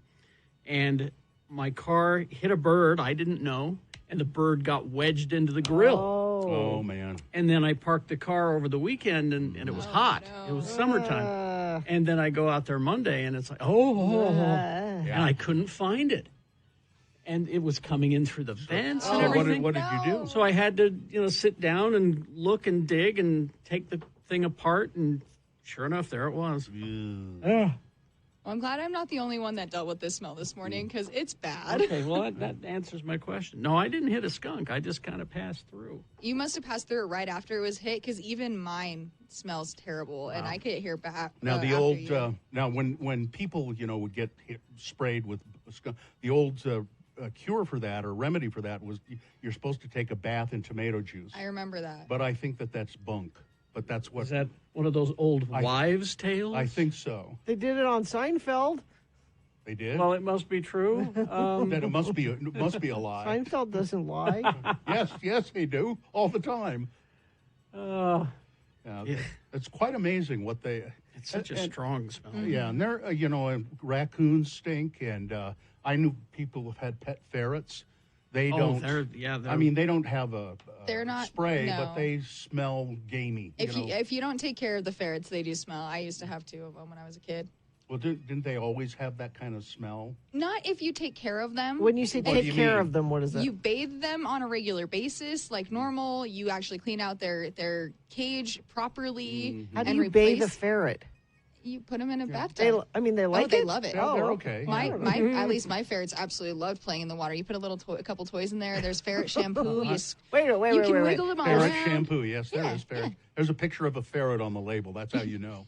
I loved my ferrets. They were cute. I've been around them a couple of times. They were the ones I've been around were actually very friendly. They're super sweet. My buddy used to have one, and he had like those little tunnels that would go like underneath his couch and stuff. They're And kinda creepy, they'd get though. playtime, and I love They're ferrets. weasels, you know. Yeah, they're part of the weasel family. Grew up in a small town, and Salem was much smaller than it is now. Mm-hmm.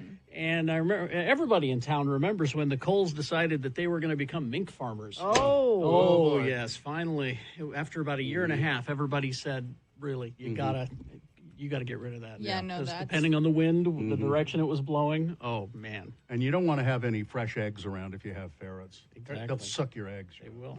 Egg suckers. That's Egg what they are. suckers. I'm allergic So to are- the eggs, so so you are know it's skunks. good. We're fine. Skunks are egg suckers Yep. too.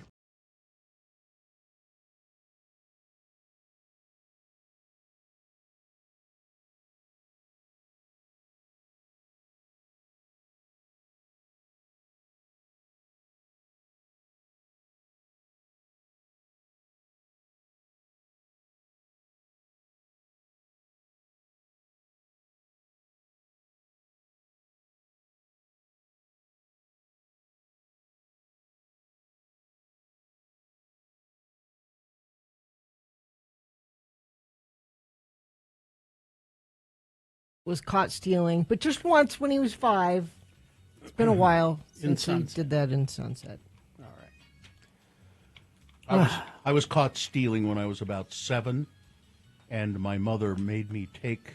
I stole a rubber dagger from a like a Twirltown Toys thing Yeah. at the drugstore, and my mother saw that. She said, "Where'd you get?" There was a drugstore across the street, and she made me take it back and tell the guy who ran the drugstore Good. that I had stolen it. She's a good mom. And he was. I mean, he wasn't harsh with me, but. Well, I hope you've learned a lesson. Mm-hmm. Young man. Yeah. I learned to not show my mother the things I'd stolen. Do we have somebody to do the boner recap? Yes, Steve, I believe. Oh, Steve. Steve, are you there? Yes, I am. Good morning, lords and ladies. Hi, Steve. Nice to hear from you. Steve, you stand to win a prize here, which is what, Gina? Tickets to see comedian John Mulaney March 21st at Eccles Theater. Tickets go on sale not till Friday, October 24th at 10 a.m. So if you win these, you're going to win them before you can buy them. Does that sound pretty good, Steve? Yeah, he's my favorite. Oh, really? Listen, if you did you hear the boner candidates earlier by any chance? I did. Okay, well, you're going to win them for sure. You know what? Even if this was the first time you'd ever call, even if this is the first time you'd ever listen to this radio station, this minute, you would still win these tickets. I'll read the boner candidates. You tell me who is the winner, and you get them. Number 1, funny joke. The San Jose Sharks having to apologize to fans after an offensive message that was displayed on the arena's scoreboard during Saturday's game against the Pittsburgh Penguins. The incident occurred during the team's Hispanic Heritage Night celebration. During the first intermission, fans booed as the scorecard displayed a message saying, "San Jose Sharks fans love ice. Get 'em, boys." The team said, this somehow slipped by us. We didn't mean to have that happen, and we apologize. Boner candidate number 2, packing heat while black is apparently unlawful in Chicago, even if you have all of the documentation you need. Yep. This is the story of a man who was pulled over by the police in Chicago. He had his owner's ID card. He had his concealed carry license. He told the policeman who pulled him over, before we go any further, I would like you to know I have a gun in my car. Here's my proper Concealed carry. Here's all the things I need. And they arrested him anyway. And boner candidate number 3, promises broken and lies upon lies. Donald Trump promised that his plans for this $200 million ballroom addition to the White House wouldn't interfere with the current structure at all. It'll be a separate part of the White House. It won't even touch the White House. Well, the heavy equipment is in there, and they've been ripping down the is it the East Wing? East Wing. The East Wing of the White House. Yep. Doing considerable damage. There you go. All right. Which one was the winner, Steve? Number 3, Mr. Honesty. Yes. Yes, indeed. He's the winner, and you're the winner. I hope you enjoy John Mulaney. I'm sure he's going to do a great show. When is that show? Like March? It's March 21st. Yeah. Long ways away. All right, Time Steve. to plan. Say thank you and hang on the line. Thank you. All right, there he goes. Yeah. Oh, man, those donuts were good. I had to slow down. I just gobbled both of them up. I got excited. Like, I don't often have 2 donuts. I don't often have a donut. Yeah. I'll usually have a half. But those were good. Yeah, they may be, I don't know, the best donuts certainly the best donuts I've had all year. When I was little, and I'd get in trouble, my mom would say, "You're in trouble. You can't have anything." And I would say, "I get no kisses, no hugs. No French fries, Wow. no donuts, no nothing." That was what I said, because those were the things: kisses, hugs, French fries, and donuts. Those are all the good things in life. Except not in that order. It would have been French fries first, right? Yeah. French fries, donuts. I get nothing. Hugs and kisses. So if you want to punish me, you have to withhold all of those All things. those things. From me. And how did your mother respond to that? She'd say, "Yeah, you're right. You don't get any of those things. None of them. Get out of the room. That's the point. I could always usually make my mother give in. You know. Well, there's no giving in with Mary Claire. When my mother was a pushover for the most part. No, Mary Claire holds the line. And Carrie, your mother was kind of a pushover, wasn't she? Oh, absolutely. Yeah. Yeah. She just, whatever her boy wanted. Well, and she would find a way to get it. You know, Mhm. she would, he really wanted that remote controlled R2D2, so she takes another job to get it. That's amazing, isn't it? You know. That's why you never get rid of anything. Well, because but that's, she worked really hard to get you things. I got to start getting rid of things. I know, but that's why you've held on to stuff like that. As a matter of fact, I'm going to start bringing things in to put in our chicken buckets. You have a lot of stuff. I got a lot of stuff. You know, I have a lot of stuff, too, that is, if you looked at it, you'd say, well, that's just junk. But it's stuff that... It means something to you. I don't... It does. Yeah. And you might not even recognize what it is. See, this is what happened. Sue earlier in the last week said, "What's that you're looking at?" And I said, "Well, it's just these Hallmark ornaments. There's one that is a recreation of my favorite video game. Oh, it's the Star Trek Strategic Operations Simulator, Hallmark does great Christmas. and it's a sit down game. You know, and I used to go to the Galleria and play it all the time, and I could a half hour for a quarter. Yeah." And it was my favorite game. And I said, "Look, see, Hallmark has a reproduction of it." And I said, "But I don't buy things anymore because I've got too many things." Yes. She said, "Oh, get it. You'll regret it if you don't get it." Yeah. Okay. So then it arrives on Wednesday, but then Friday she comes into the studio and says, "You've got to get rid of a lot of this stuff." You just told me to get more stuff. I'm like, I'm getting mixed messages here. I think maybe the thing to do is say, okay, I'm going to get that Star Trek ornament, but I will get rid of something. Maybe I'll get rid of an ornament that I don't like anymore. And I did. I got rid of like 2 of them. I boxed up a bunch of stuff and I took it to Rebecca's house and I said, "Here, take it." That's a good way to do all kinds of things. You don't get something unless you get rid of something. I gave her 2 boxes of stuff, and as I was walking toward my car, she said, "You're not going to kill yourself, are you? You're giving away all your stuff." I said, "No, I just need room. I'm making room." Yeah, that's really the way to do it. Yeah. All right. We're going to take a very short break here, and then we'll have leftover news coming up. Stand by for all of that.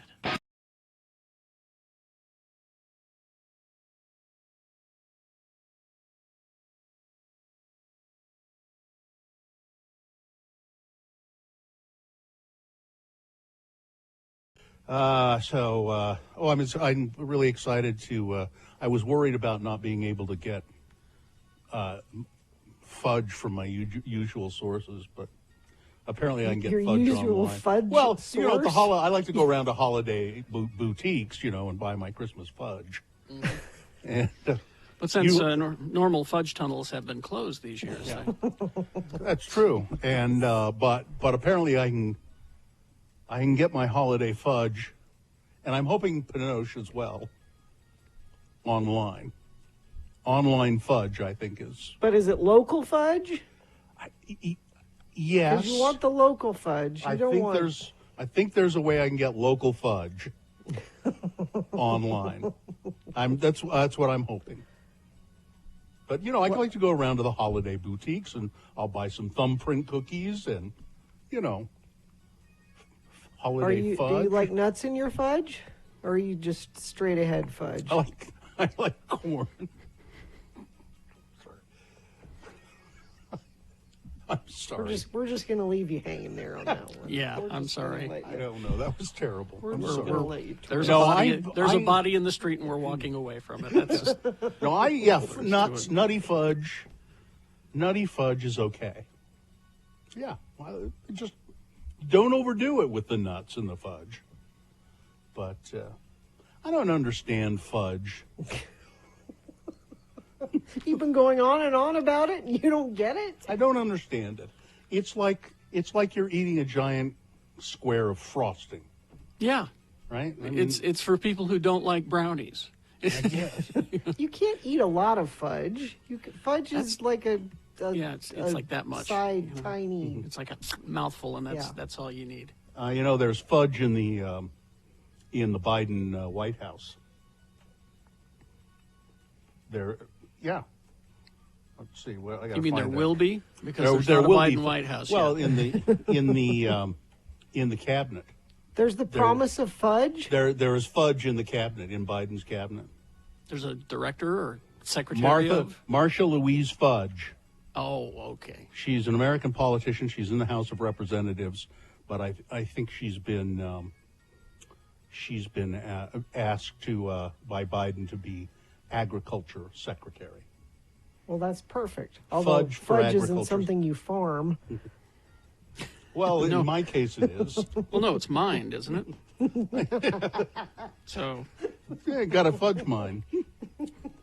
Mining for fudge. Yeah, drill for it sometimes. In the fudge caves. And you can either drill for it or mine for it. Oh, there's a cave. There's caves. There are fudge caves, yeah. Yes. Those are very, very rare, but that's natural fudge. It's hard that's the best kind. Hard to Are we find. done yet with this? Well, and you know they have the special containers called fudgeware that they pack it in, and that's all I'm saying. about that. Now we're walking away from the body that you are in the street. I am out. I make one corn comment. I'm out. Mine was a little bit more subtle. All right. Yeah, sure was. It was. All right.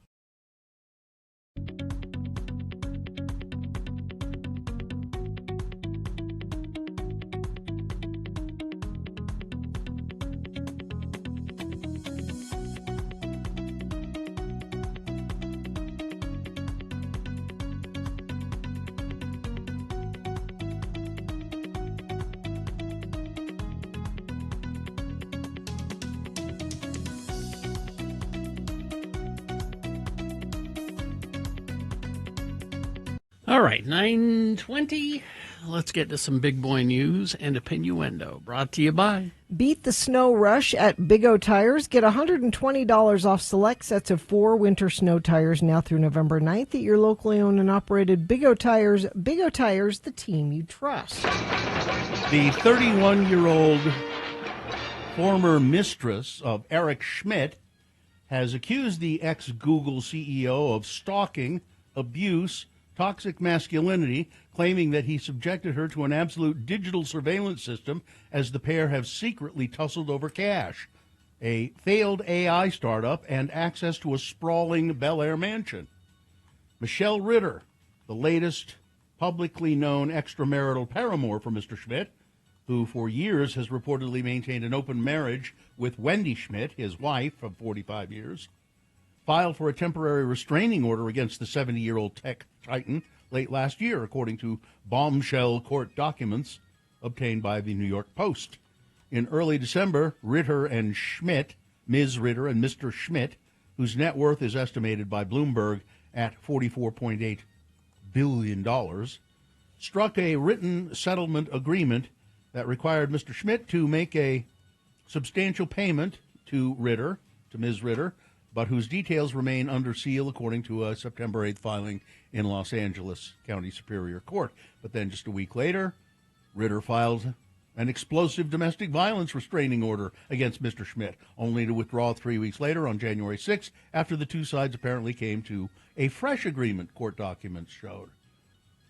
Ms. Ritter met Mr. Schmidt when she was still a student at Columbia University. The pair began dating in 2020.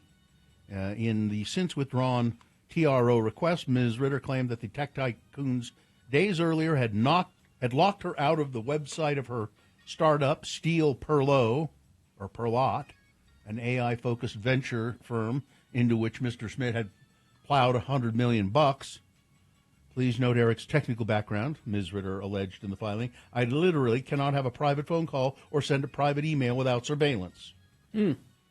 It goes on and on. Says that she claims that he sexually assaulted her, and needless to say, they're on the outs. So it'll be, I guess, it'll be interesting to see for some to see where that goes. Kohler Health. Kohler, like they make the faucets. Oh, okay. All right. Kohler Health has introduced something called Decoda. It's a $599 device that attaches to toilet rims, and it will monitor your health through optical sensors. Wait a minute. Optical sensors. I don't like that on a toilet. The gadget analyzes. Get ready for the word weird, Gina. The gadget analyzes waste for blood detection. It analyzes your poop for blood detection while tracking gut health and hydration levels. Users authenticate through fingerprint scanning and pay annual subscription fees ranging from $70 to $156 based on their chosen plan. No one's going to do this. Yes, they will. The device connects via USB and operates on rechargeable batteries. Kohler emphasizes data security through fingerprint verification and end-to-end encryption. Decoda's sensors see down into your toilet and nowhere else. Mm-hmm. Honest. The accompanying mobile app provides daily health analysis and long-term trend tracking. However, Kohler acknowledges the technology struggles a little bit with dark-colored toilet bowls. Works best in white bowls. What if it's just a dirty toilet bowl? I don't know about that. I don't know. But I'm looking at it right now. People will do it. This is a Robert Kennedy thing. He'll be all over this. Oh, speaking of Robert Kennedy, an AP investigation has found that 420 anti-science bills attacking long-standing public health protections, vaccines, milk safety, fluoride, things like that, have been introduced in state houses across the U.S. this year. Anti-vaccine bills were the most common. 420 anti-science bills have been introduced. Now, this is, because of Kennedy's influence. He didn't introduce them. Because of his influence, state legislatures are doing it. He's made it okay. Lori Loughlin. Oh, yeah. Has called time on her marriage to Massimo after finding incriminating texts and emails on his phone, a friend of the Full House star alleged to Page Six. Truly, the tipping point came when Lori found a bunch of text messages, the friend claimed. The couple served prison time after getting caught up in the Varsity Blues college admission scandal. Both admitted to paying $500,000 to a fixer to help their daughters, Olivia Jade, now 26, and Isabella Giannulli, now 27, gain admission to the University of Southern California by falsely portraying them as rowing recruits. Massimo had used Lori's for years, the friend claimed. She was hoping maybe he would change. Oh, he had used her. He cheated on her. That's what she. Yeah. She was hoping that he would change when he got out of prison, but he just got worse. Now the 61-year-old actress wants to have nothing to do with her husband of 28 years. The friend says she wants to get her life back. What there is of it. Hey, here's good news. What's that? When it comes to holidays, there's an infinite amount of prep you could do, and that's why Popeyes have been the whole Cajun turkeys. Whole turkeys? Whole turkey. Whole Cajun-style turkeys back at Popeyes for Thanksgiving. I think you order them, and then you order your Cajun-style turkey at Popeyes. I don't know why I'm using that voice. I don't either. Yeah. But you can also order, I don't know, you can also order it online for delivery straight to your door. The turkey is hand-rubbed and infused with Popeye's signature Louisiana-style seasoning, which is actually pretty good, I understand. I'd try it. These pre-seasoned and pre-cooked turkeys arrive frozen, so all you have to do is thaw, heat, and serve. And it's a pretty big bird, too. The turkeys range from 11 to 13 pounds. Prices start at $54.99 at Popeyes or $99 for online delivery. I mean, my husband makes the Thanksgiving turkey every year. But if for some reason he was unable to. Well, like if he lost use of his hands. Well, no, there was the year he had COVID on Thanksgiving, and so he sequestered himself away. Mm-hmm. And I made Muhammad tacos because that's the thing I know how to make on Thanksgiving. Mm-hmm. But now it's nice to know what if all of that happens again, I have this option. I got a text and guy in the chat room that said that KFC's been doing this too. So nothing like your turkey hand rubbed. Here's another toilet story. Chinese public restrooms are trialing toilet paper dispensers that require users to watch an ad before receiving toilet paper. These machines display QR codes that connect to smartphones, triggering brief video ads. Because when you're sitting there, you're probably looking at your phone, and so you have to watch an ad on your phone before reminding him to make when he waits too long and gets plugged up. Before it'll dispense toilet paper to you. And did I tell you that Kohler has a $599 toilet-mounted health monitor? Poop. Some guy in the chat room says it's powered by an AI model based on the Bristol stool chart and trained on more than 1 million data points. The Dakota can track your bowel movements, look for gut health indicators such as the shape and consistency of your stool, your overall hydration, and how frequently you go. Poop. The sensor also keeps an eye out for blood and which is a key warning sign of a serious health problem. Now I just had beets for dinner. It's Poop Chat on X96 Radio from Hell. I still want a Japanese toilet. Yeah, me too. Like really badly. I want one. Well, you got to go. That's No, okay. I just go. It's okay. 3 things most married people believe that have literally no basis in truth. That you're entitled to a perfect marriage or an easy marriage. Entitled. That you're entitled to a perfectly planned life, or you're entitled to live happily ever after. None of those things are true. Entitled is a weird word. Well, I mean, that's why they're not true. Nobody's entitled. You may end up with those things, but it's not just because you're entitled to it.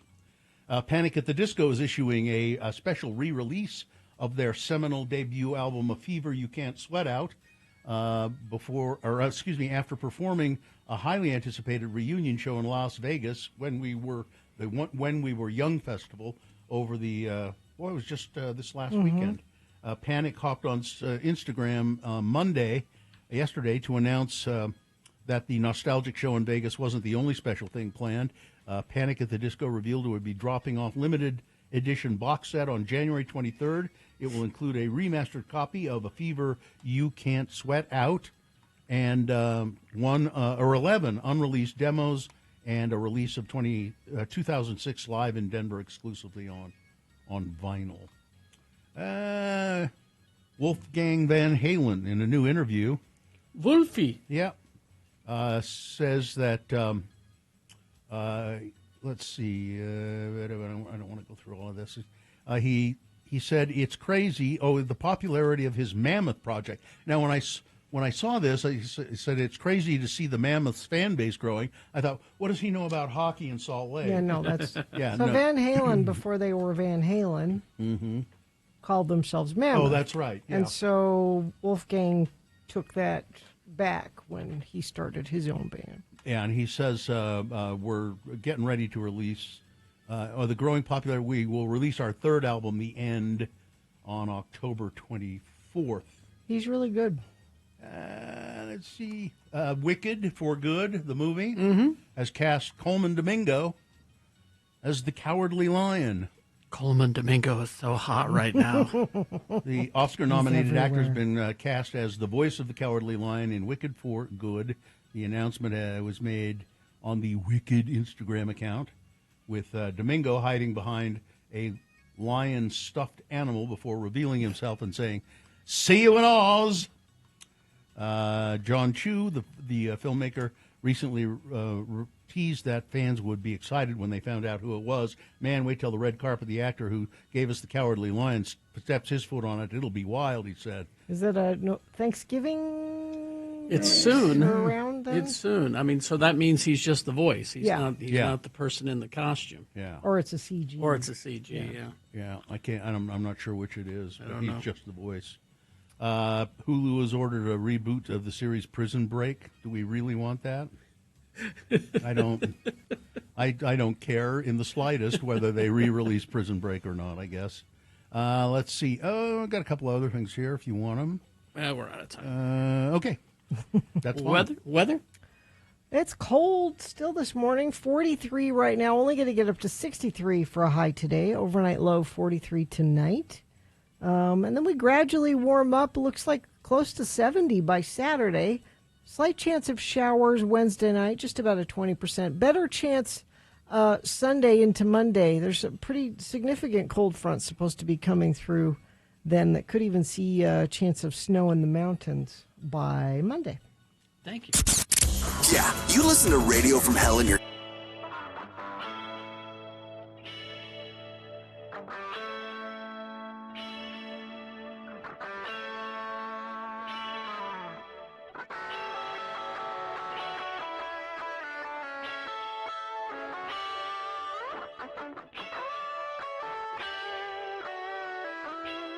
I was reading one of those woman magazines. One of your women magazines? Like your Ms., your Red Book? No. Ladies' Home Journal? No, like Glamour or okay. Allure or one of those. Mary Claire? And not tongue-in-cheek. Because a lot of times they have, helpful tips in there on how to, host a cocktail party. Mm-hmm. They had an article about tips on using weed at parties. Using weed at parties. Is it like etiquette? This is weed etiquette. Yeah. Like, is it proper etiquette to bring weed as a hostess gift? Depends on whose party Depends you're on going Yeah, to. exactly. but I mean, this is an art. They wrote it just like, Yeah. do you bring a bottle of wine to your hostess gift? If you bring weed, how do you go about? Do you smoke it inside? Do you go out on the porch? Do you offer some to other? If somebody else has brought it, what's the proper way to ask? Are these articles written for people who have no common sense? Yeah. The point is that the point is exactly what the point that Drop's making is. Is that back in the 50s, it was, you'll And now you'll it's go like, on a killing spree, and now Yeah. it's don't smoke now in the park. or don't smoke in the house, take it outside. And this is alongside pictures of women in black cocktail dress. They're not hippies with dreadlocks. It's your typical cocktail party. Which is ridiculous. You don't think people in I black don't evening think so. gowns No. are smoking? No, I resent the fact that the middle class and the upper class has co-opted marijuana. It should be just the hippies, the patchouli oil wearing, dreadlocked hippies, the tie-dye crowd. It was just interesting that it was just presented in a. Yeah, but the way you describe the article too, it's just I'm still fixated on the fact that it's apparently written for morons. Well, that it's just like what? But the type of people that read those kind of magazines Are morons. Maybe haven't encountered that before. I don't know. Have not encountered common sense. Well, the point is, the word I will take from you is common. It is now common. That's why it's appearing in magazines. No, I see. I get that. That's an interesting part of it. But if it were about booze, it would also be for idiots. Mm-hmm. It's an article for an idiot. God, They're not.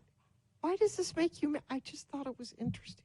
It wasn't the New Yorker. It's a dumb woman's magazine. Yeah, I know. It's I get makeup tips out of it. That's what I'm going to that magazine for, not an in-depth article on pot etiquette.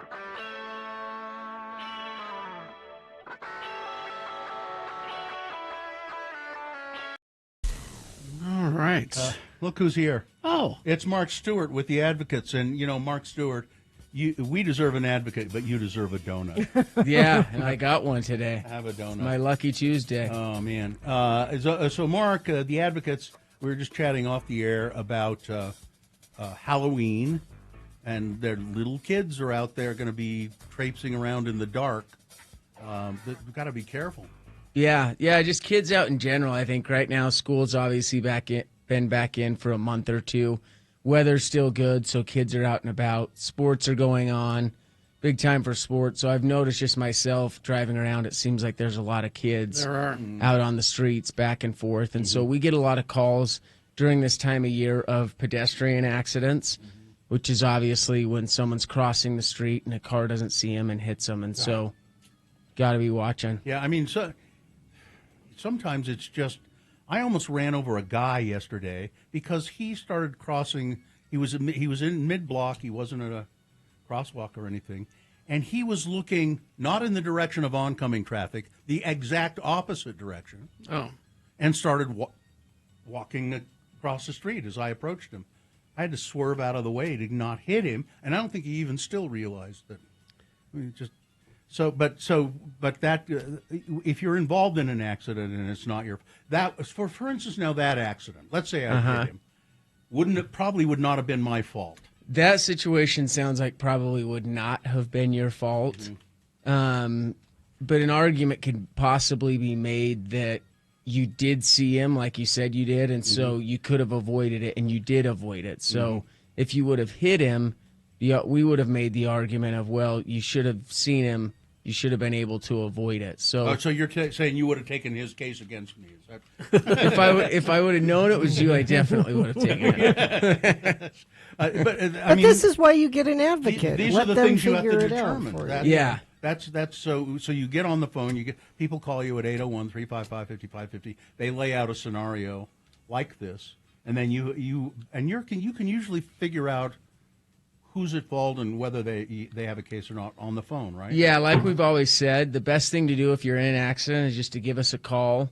You'll get to talk to an attorney, which is different from a lot of the firms you hear advertising, and we'll go through that same scenario that we just did. You'll present the case to us.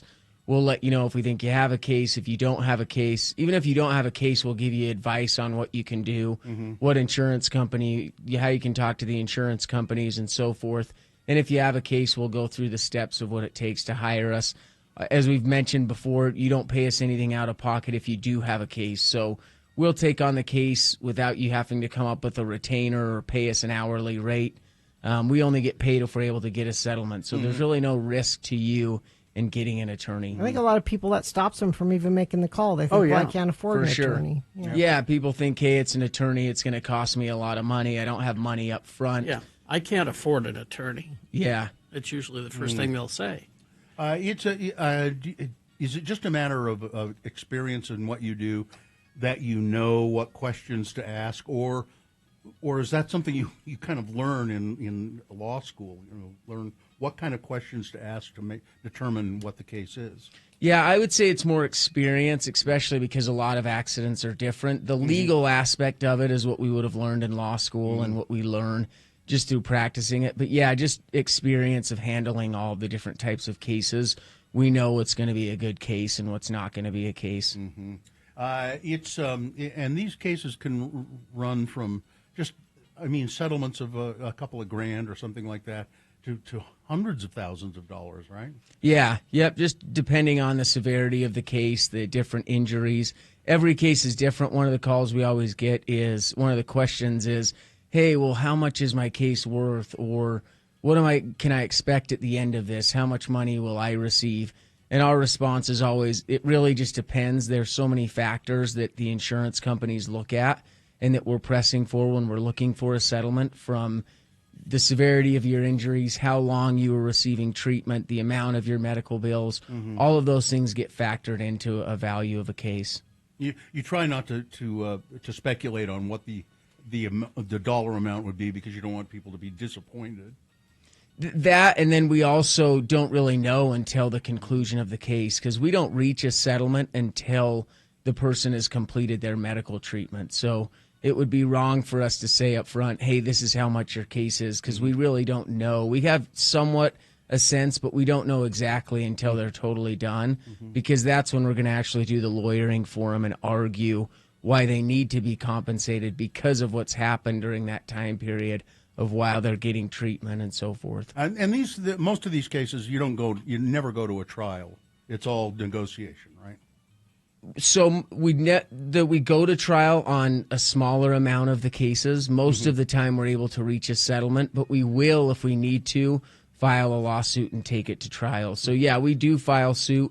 The majority of personal injury cases, though, yes, settle with the insurance company.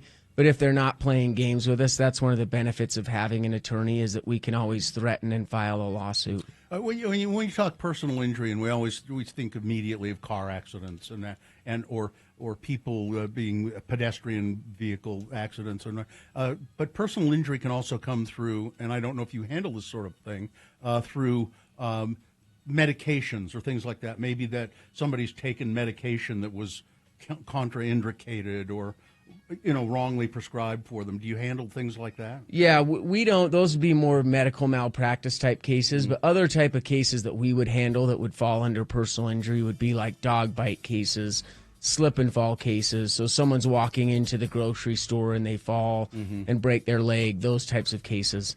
So yeah, the majority of the cases we handle are definitely auto accidents, but we do other cases as well. And we always encourage someone, if they do have an injury, to call us and we can walk through and see if it's something we could assist with. All right. Well, the bottom line, of course, is kids are out trick-or-treating, don't hit them. Right. Do not hit them. Be on alert. But I was going to wear my invisible pedestrian costume. Oh, so I think I'm gonna hit somebody on the way to work in the morning. It's like 5:30 in the morning, and there are just a few dark, people out, and they don't wear reflective clothing. And oh, jeez, yep. I really keep my eyes open. Well, those people will know who to call if you do. 801-355-5550. The Advocates. Thank you very much, Mark. All right, Gina. Larson HVAC and Plumbing. Yeah, we knew who to call for HVAC plumbing stuff. We've all had the Larson people at our house. They're friends of the program, Sean. Jaden, his wife, that's who will call you when you sign up for the VIP program, and she'll say, hey, it's time to check your furnace for the fall. Make sure your filters are clean. Make sure everything's in working order. And then Jaden will send Braden over to look at your furnace. It's a family business. They've been around since 2017. And Larson wants you to enter to win a brand new furnace at larsonhvac.com/X96. Plus, they have specials on 20-point furnace tune-ups, VIP plans, discounts for first-time customers. Larson HVAC and Plumbing only fixes what needs fixing. They're not going to upsell you on anything. Enter to win by October 31st. Go to larsonhvac.com/X96, or you can call them 801-930-5450 today. Need some...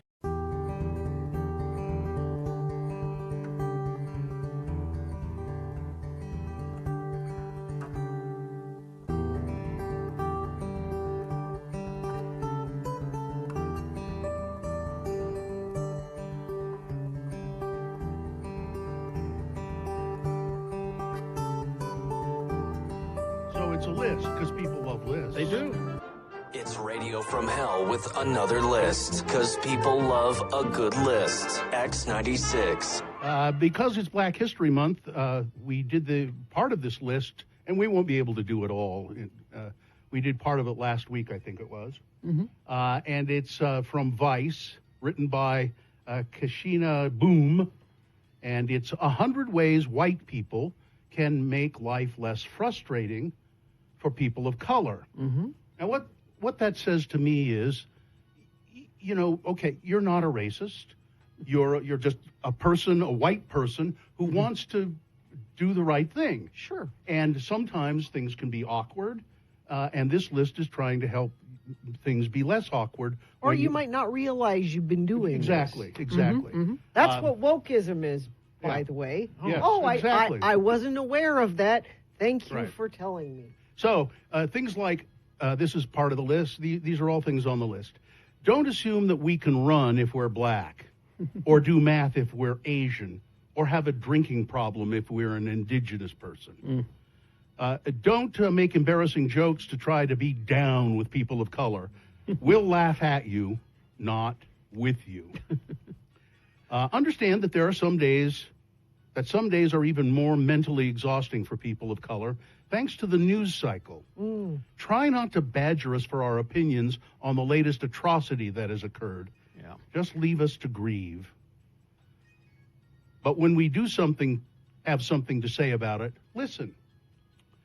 Here's another one. Share articles relating to the everyday experiences of race and racism written by people of color.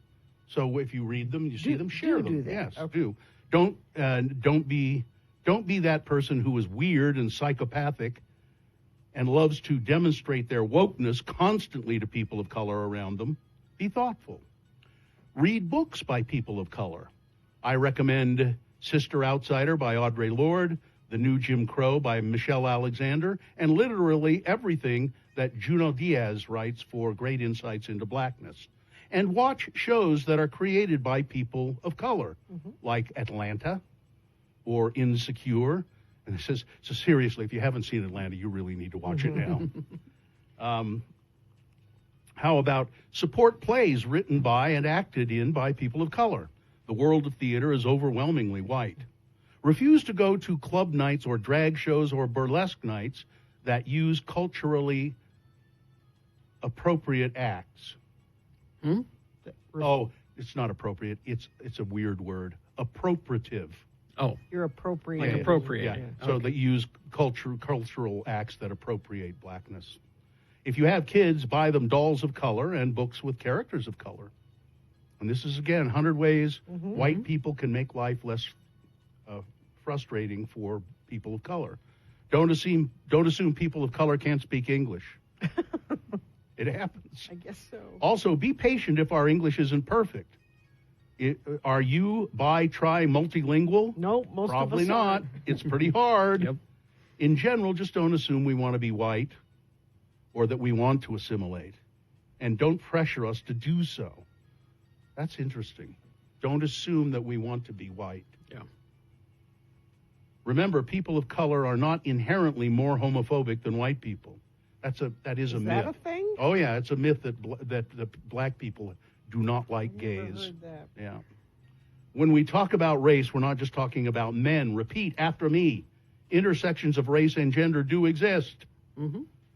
Don't touch our effing hair. I'm so curious what it feels like. That's the one that surprises me the most. That people try to do that. Never try and pull any uninvited race play in the bedroom. Huh? I don't know exactly what that's about. I don't know. Oh, whatever. If you call a woman of color exotic, you deserve to stub your toe every day for a year. Do not do this. Also saying I have never done it with a black, Asian, native person to someone you're trying to hook up with is a one-way ticket to hell. Wow. If you have such fetishistic thoughts, just don't even bother coming near a person of color. You've dived into the sexual part of this of list. the list. Yeah. If you're trying to start a mixed race family, sit down and deeply interrogate your intentions. If you do have mixed race children, make sure they have access to people who look like them and who understand their experiences. And this, I think, in a lot of cases, we're talking about adoption. Sure. Take your racist family members to task for the yes they say over the dinner table or via social media. Don't be silent. Don't let them get away with it. Confront your colleagues who say racist S unchecked at work. These are all. I'll post. Yeah, I bet people want to. I used to do that with my dad all the time. You call him on it? I'd call him on Yeah. but I did it in a kind of friendly way. I didn't, confront him with, Dad, that's racist. It'd be, okay, Archie Bunker. I just say that. That kind of says, and it says kind it of all? it shook him a little, you know. My grandpa was like that. I had to, he called Brazil nuts that name, that awful racist name. And I said, Grandpa, no, don't. Do not. Don't say things like there are two sides to every story, or play the devil's advocate when it comes to conversations about race. In those situations, just listen. That's good advice for lots of different things. Yeah. Just listen. Remember, black women are not here to save you from yourselves. You got to put in the work, too. Record police encounters you see involving black people. Yeah. That's it. Everybody's got a recording device. So. And share alerts when ICE is planning a raid. And stand up to Islamophobia wherever you see it. These are all great. I'll post Twitter at RFH Bill. I'll post a link to it. We hope you'd enjoyed another list with Radio from Hell on X96.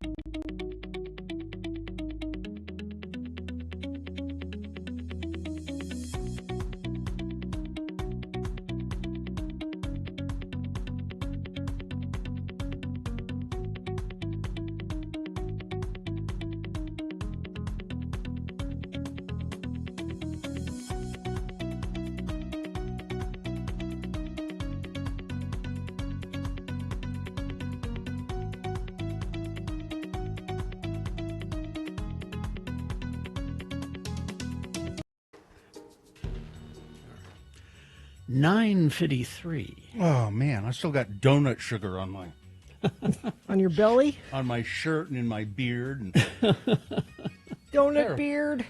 those donuts were so good. They were really good. We had people say, oh, we've been waiting for that place to open. Is it open yet? No, not yet. 29th, Yeah. apparently. Chomp, Kimball Junction. We're waiting for donuts. The donut critic did himself proud this time. He didn't bring us soup. I mean, I like soup. Yeah, but not from a donut critic. I get that from the soup critic. Sometimes soup is just the thing. I like soup. I'm a fan of soup. It's soup weather. It is soup weather. I might go home. I think I'm going to go home and have a bowl of minestrone soup. Homemade minestrone soup. Were you going to make daily lentils? What were you going to make? I haven't done that yet, but I will. Everyday lentil? Yeah. Yeah, daily. Lentils so good you'll want to eat them every day. I've become a lentil fan as well. I like all kinds of lentils. I have red lentils and green lentils. Lentils depuis. They're great if you don't overcook them. Yeah, you have to just get them just They right. gotta have a little tooth. Yeah, a little bit. Little bit. And sometimes it's hard because, like the red lentils, they're very small, and you know, they go to mush quickly. They will. and I have some black lentils that I've never tried. It's the black. They call them caviar lentils. They're really small. Sounds good. I go to mush quickly. You went to mush years ago. I saw it happen in our Yeah. old studio that day. Mhm. Yeah. Whoa. Never Look gone at that. back. She's gone to mush. And when it happened, it was weird. Let's do the promo, shall we? Mm-hmm. I'm mad as hell, and I'm not going to take it anymore. You don't have to take it. You can make it go. What's making you mad as hell? Email it to us, radiofromhell@x96.com. It's things that must go. You're mad. We'll fix it. Fixing you up real good. Radio from Hell, Wednesday morning here on X96. You kind of have to. You did have to fall into Yeah. that voice. I did. Did you like my Peter Finch impression? Yeah, it was just right. I'm mad as hell. It's a great movie if you've never seen Network. Let's see. I think we got everything. Right? Okay. All right. Okay. Good enough. Fine job as always, Katie. Live long and prosper, bitches. Don't you know who I am? I get no kisses, no hugs, no French fries, no donuts. Nope. Nothing. Nothing. You get Nick, who is next.